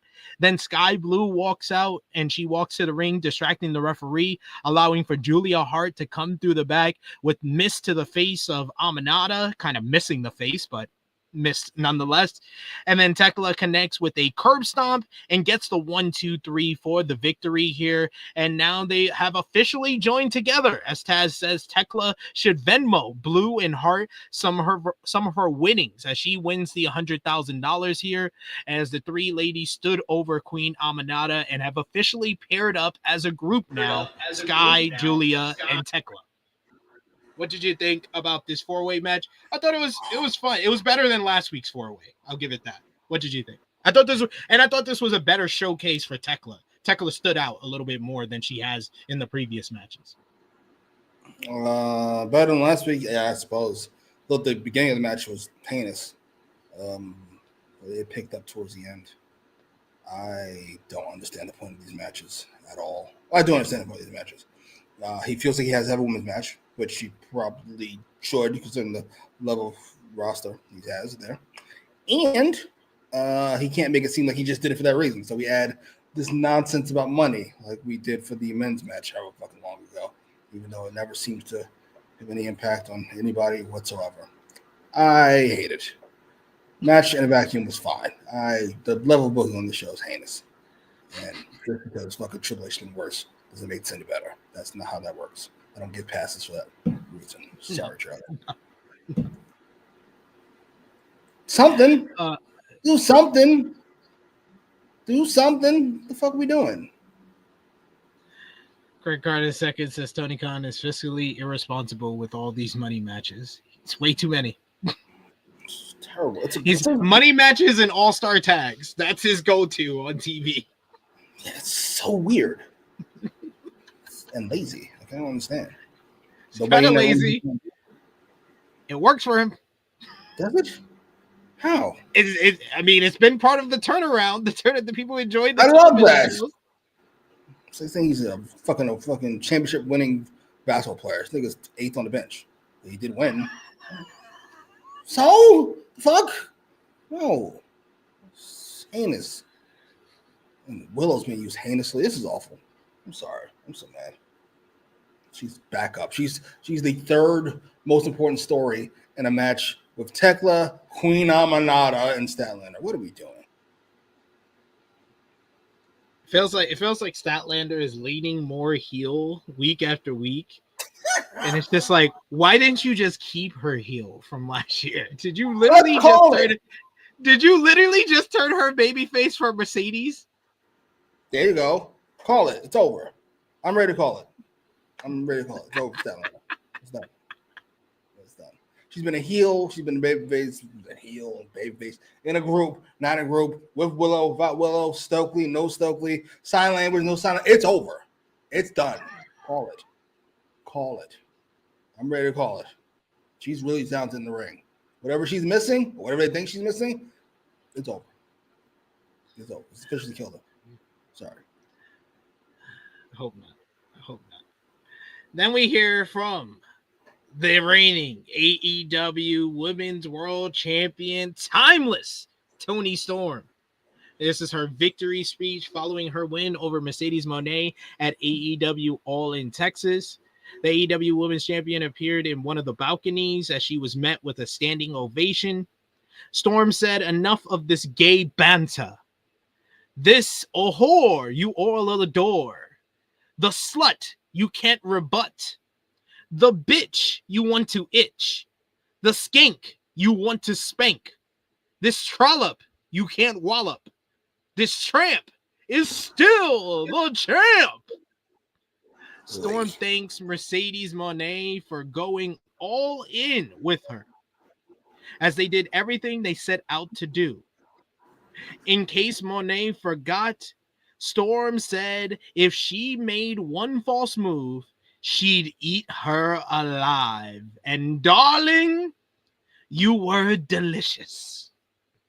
If money wants to come back for seconds, then from her lips to hers, this buffet is always open.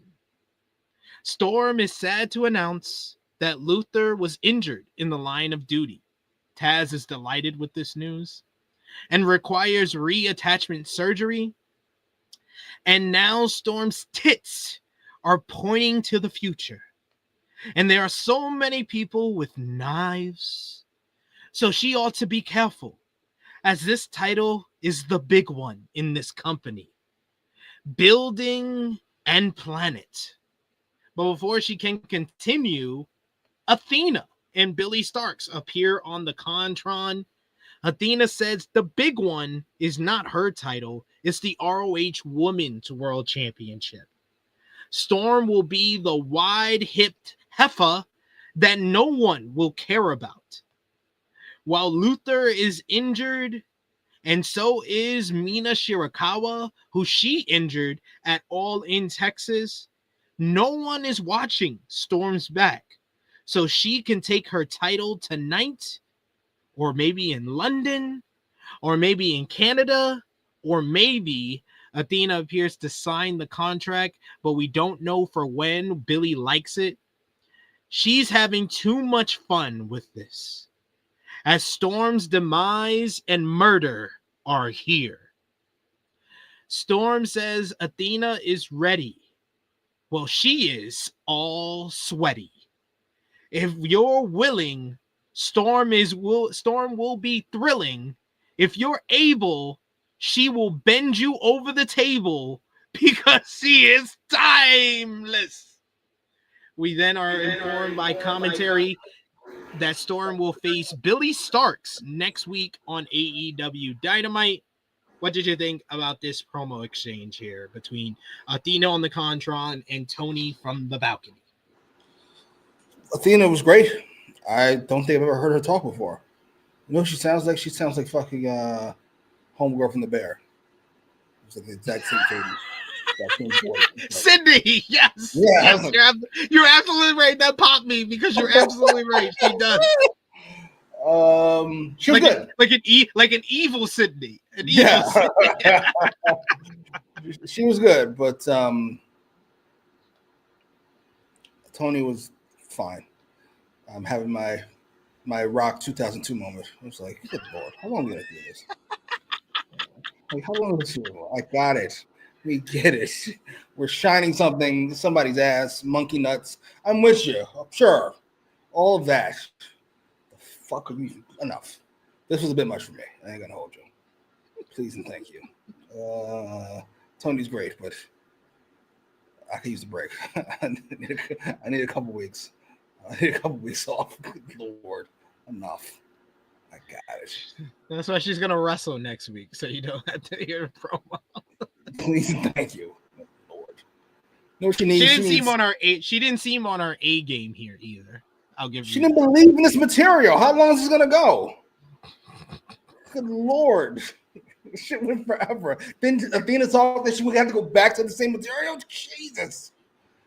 Fuck it. It was like Athena, like they missed a cue on Athena coming on the screen because he, like, when she says some people have knives and she does like a long pause. Yeah, she definitely waited for something. I said, she forget her place? No, there's somebody got you. Oh man, that was good. That was good. But you get up next. We go backstage and we hear from Kip Sabian, Nick, and Mother Wayne. They are backstage. Sabian says that he was the one who chose Christian Cage as a father figure, then realized what their real purpose was with his brother, Nick, not under a patriarch, but a matriarch. Mother Wayne says that Cage had trouble getting up on Saturday, which is nothing new for him. These are her boys, and Nick is her son, and our prodigy. Nick says that the answer is simple. Cage was past his expiration date, as he became a liability for the patriarchy. They realized that when Cage went on his own path to become the world champion, Christian used to love getting into Nick's face about the titles he's won, but Cage forgot that Nick is just 21 years old and the youngest champion in this company's history. And the question is, how many titles will Nick win over his career? Nick said everyone will be forced to view him as the face of TNT and AEW now and forever. That face a mask.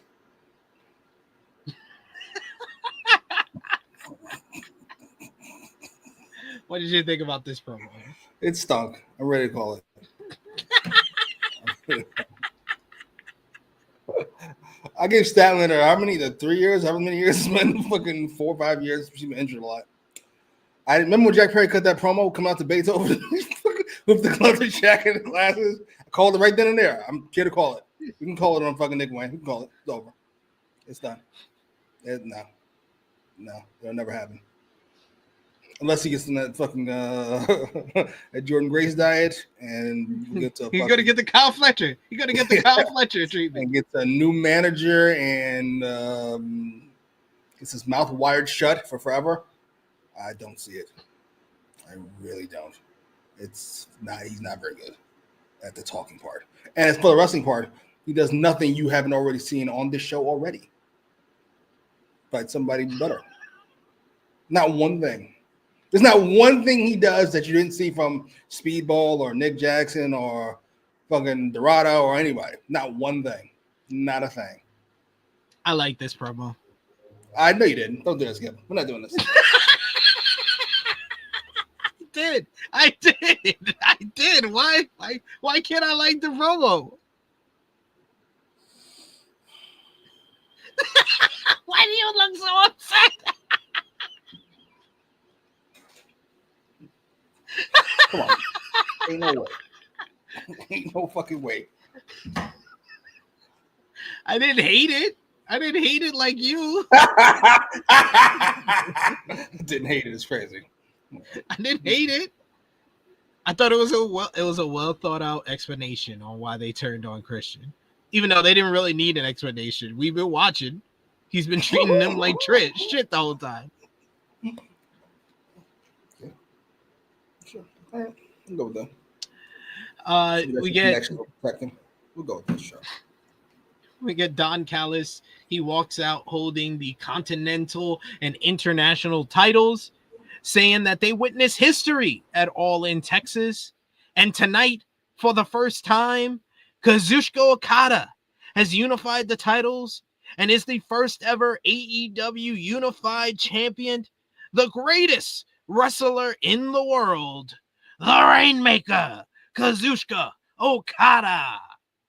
The coin drops, and we get new entrance robe, new entrance music, and new Videotron for Kazuchika Okada. It's a completely different theme than the one he's used for the last 13 years. It's from the rock band. I think it's One OK Rock. It's called Curiosity. It's got 1.8 million views on YouTube, which I was like, oh, I never heard this. Okay. It's a Japanese rock band. I assume that most people will be upset about that because his previous theme is legendary. So I understand. Okada comes out. He's racing Rafael Quintero. He hits a big boot, drop kick, Rainmaker, 1, 2, 3. That is exactly what this should have been. It's literally 30 seconds. Okada picks up the victory. Don Callis has all his titles, and he gives it to him. Post-match, Callis said that Okada has something to say. He gets on the mic, and he says that Swerve Strickland screwed his friends, the Young Bucks, you bitch.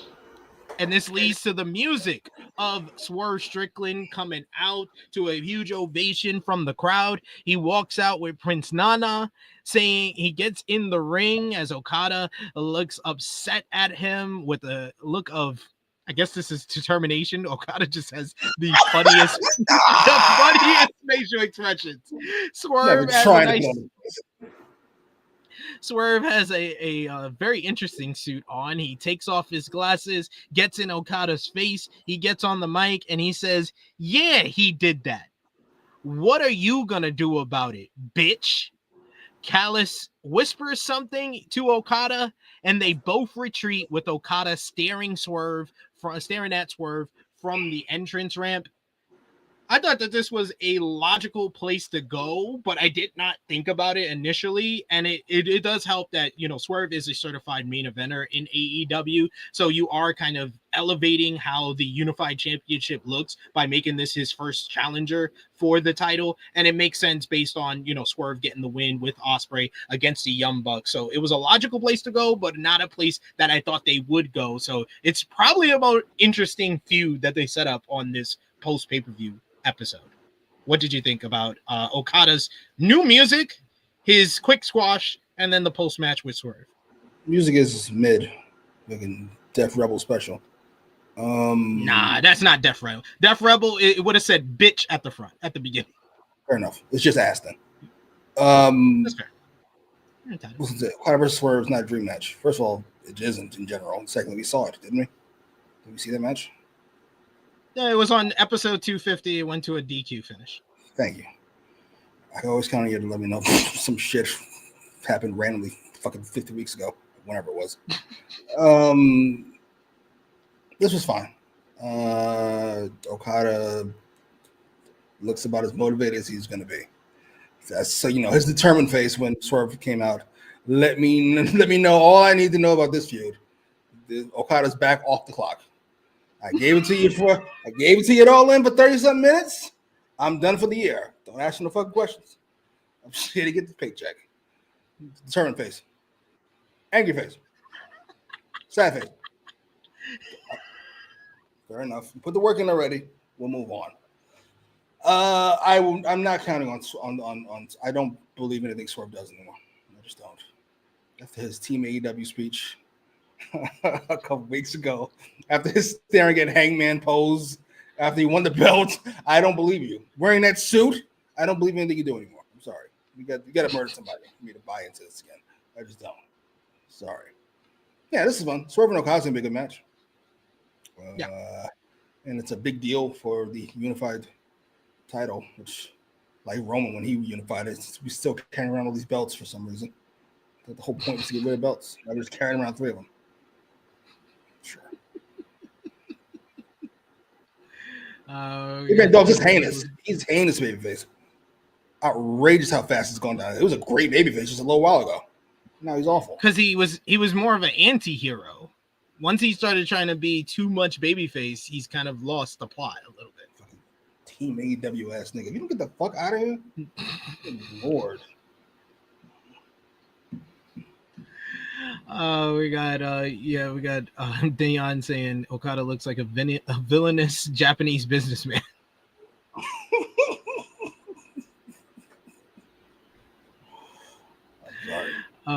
We got Dion who says the new best bout machine. LOL. Can't say that with a straight face. That's fair.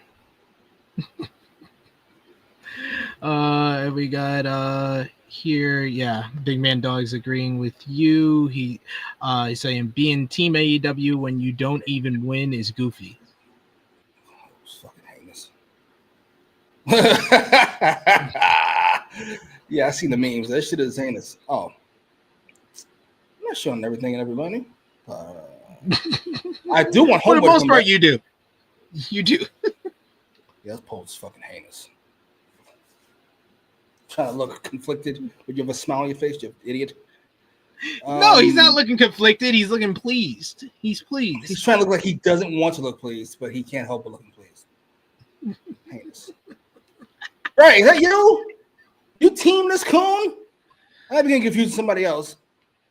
You like my nigga Swerve. We talking about my nigga Swerve. What's wrong with you? Dre. Yeah, that was Dre. He says he had a nice ass suit. Nice black suit from Swerve. We need a revolution. We need something. We need Malcolm X to come out the grave and just start shooting niggas in the head. Do you want a revolution? Ooh. Do you want a revolution? No. God damn. What the fuck is going on? I'm giving coon passes. This is outrageous. Wow. Will you stop? I love that. The words and opinions of Jimmy Macram do not necessarily reflect those of True Heel Heat, its viewers, or affiliates.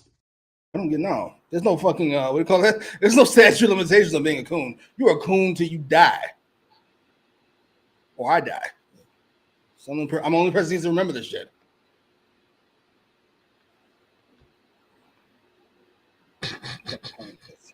He wrestled good. Oh, okay. Well, never mind then. Be a coon all you like. Apologies. He can flip. Good Lord. You fucking serious? It's not like I discovered it. I didn't buy his fucking CD or whatever. This nigga went in the booth, he fucking said it, then he put it on fucking CD, then he fucking put it on Instagram, and then he put it up and then he deleted it. Why are people acting like this didn't happen? Why is this not a bigger deal? To black people of all fucking people. The fuck is going on? Now, if you Joe Pearl and them, why would you care? I understand that. Why the niggas don't give a fuck? The words and opinions of Jimmy Macram do not necessarily reflect those of True Heel Heat, its viewers, or affiliates. She was black and ugly. Are you fucking serious? You niggas should be ashamed. That Swerve, though. You see a match? What the fuck? You serious? You fucking serious? What is going on?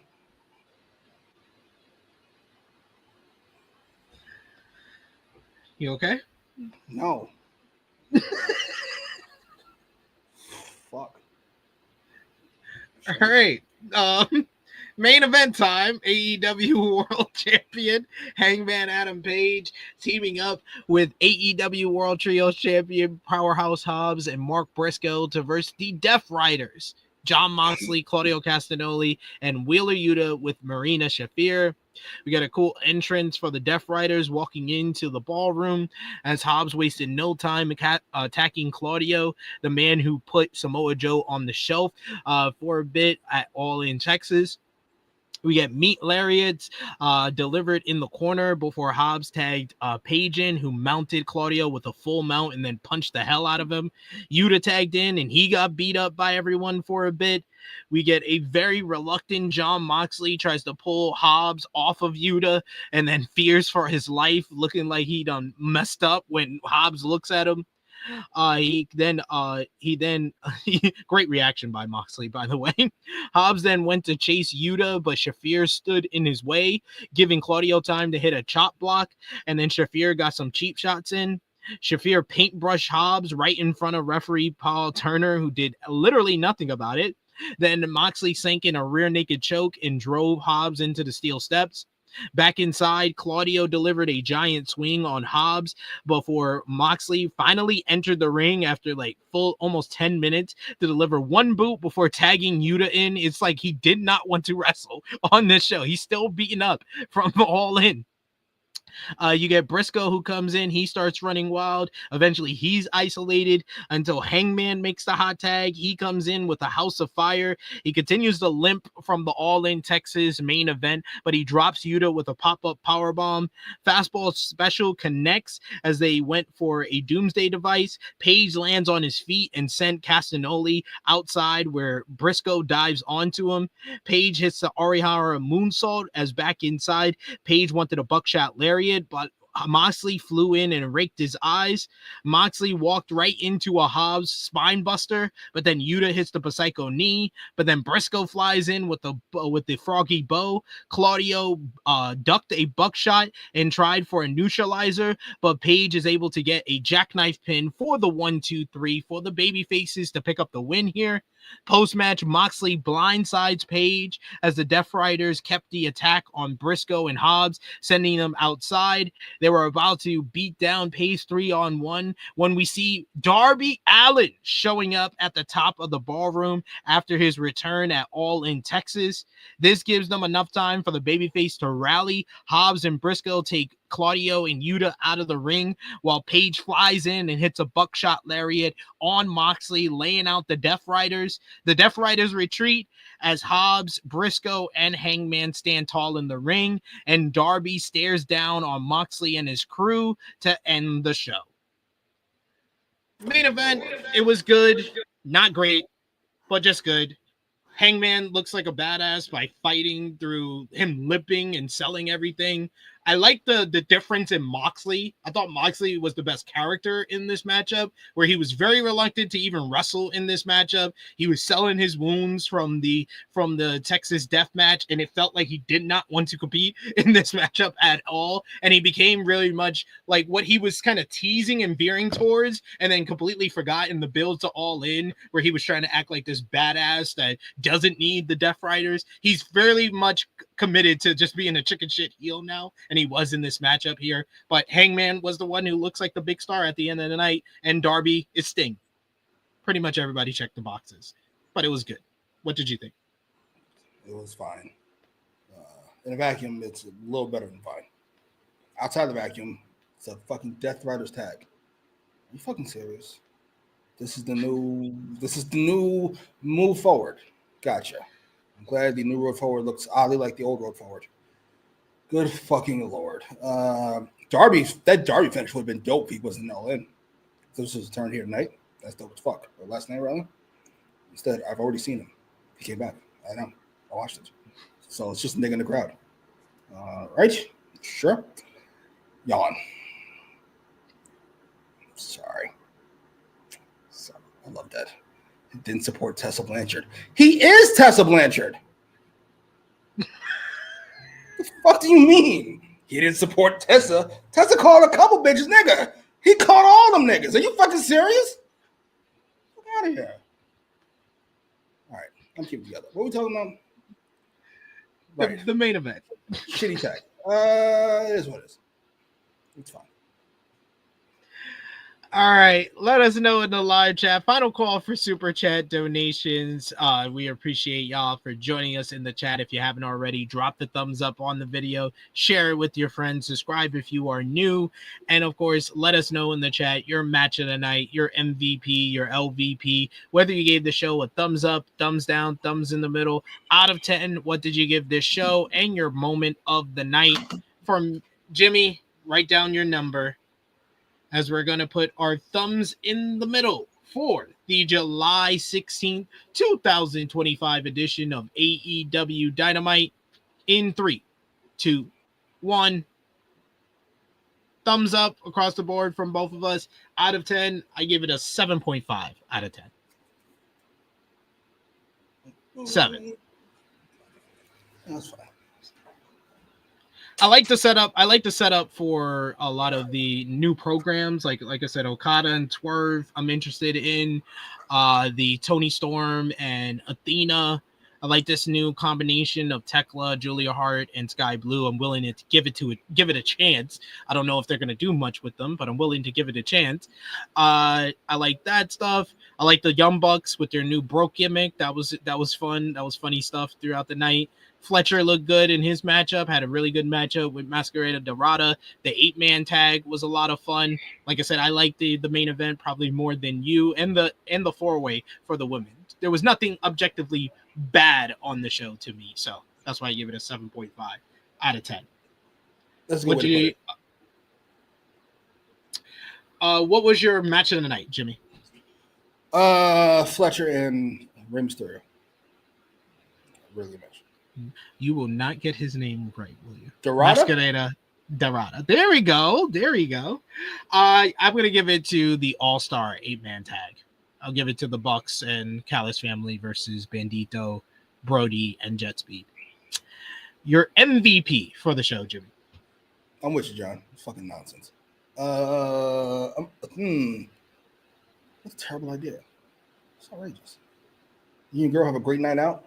But the next night you end it by what? Slapping her in the face? That's a terrible idea. You're trying to tell her that you've changed. You haven't changed. MVP? I don't want to give it you know what? I'm going to give it to Athena. The only talking segment I enjoyed that night. Okay. I'm going to give it to the Bucks. They ran my matches. You see what I'm saying? Do you see what I'm saying? The fuck? All right, yeah, I'm just trolling you. I'm just trolling you. It's Hangman Adam Page. Hangman Adam Page. I'll give it to Hangman. LVP for the show, Jimmy. Oh, you know what? We didn't mention the whole show, but they were bad. Shivani and Taz, they're bad. Like the usual bad. Definitely, what's his name? Ian Riccaboni was missed on this show. Oh, what is going on?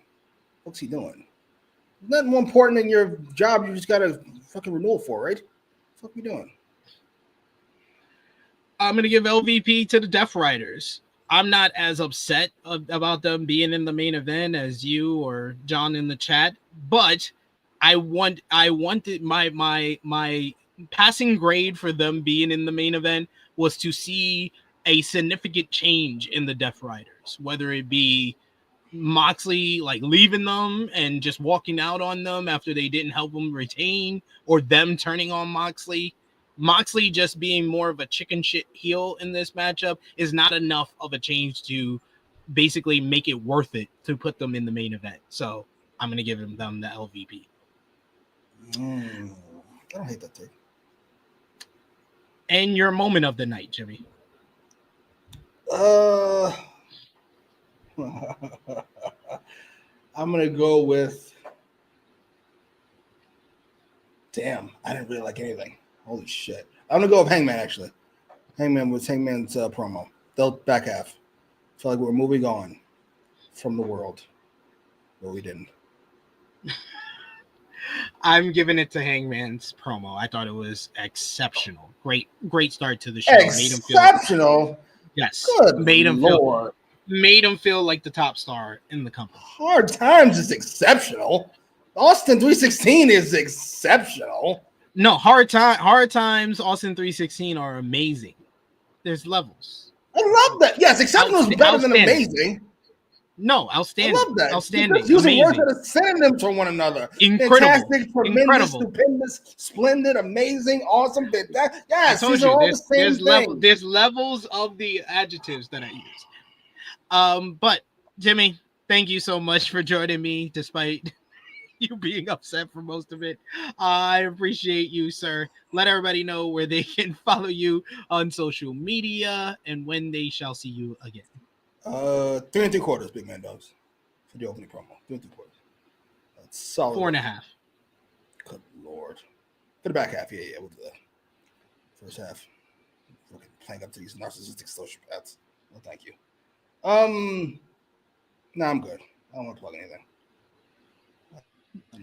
Where to follow him is on screen. You can follow me on the Twitter machine at TrueHillSP3. You can follow the gang, Facebook, Twitter, Instagram, TikTok at True Hill Heat. Patreon.com/True Hill Heat. $3 a month gets you exclusive content. We'll have our Super Card of Honor review up on Patreon probably tomorrow, so you can go over and check it out there. And of course, join us live tomorrow at 2:05 p.m. Eastern Time. It'll be myself, the aforementioned Joel Pearl, and Cresta the Star joining me for the TNA Slammiversary 2025 preview, breaking down the huge card for this Sunday in New York City. And will AJ Styles show up? But what does Cresta the Star think of Swerve? If you don't know, could you ask her that? You can take it out in my chat. Super chat, $5. Ask her what she thinks about Swerve. And then another $5 if she says she's a fan. Ask if she's heard about what he had to say about black women. And then another $5 if she says it didn't bother her that much for you to call her a coon. You can say it's from me. You don't have to say it's from you. What the fuck? The words and opinions of Jimmy Macram do not necessarily reflect those of True Heel Heat, its viewers, or affiliates. Hey, what do you think about the black and ugly thing? And then she goes, well, you know, Jimmy said to tell you you're a coon.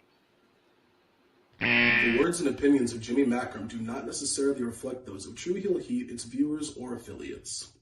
You got to pay me anymore, but you do have to follow through all things. Anytime you have a black guest on, that should be the last question you ask. I'm dead fucking serious. Are you done? I know you are. Are you done now? I'll pay whatever it takes. We got to root them out. This is my job. It's my mission in life. It's what we do.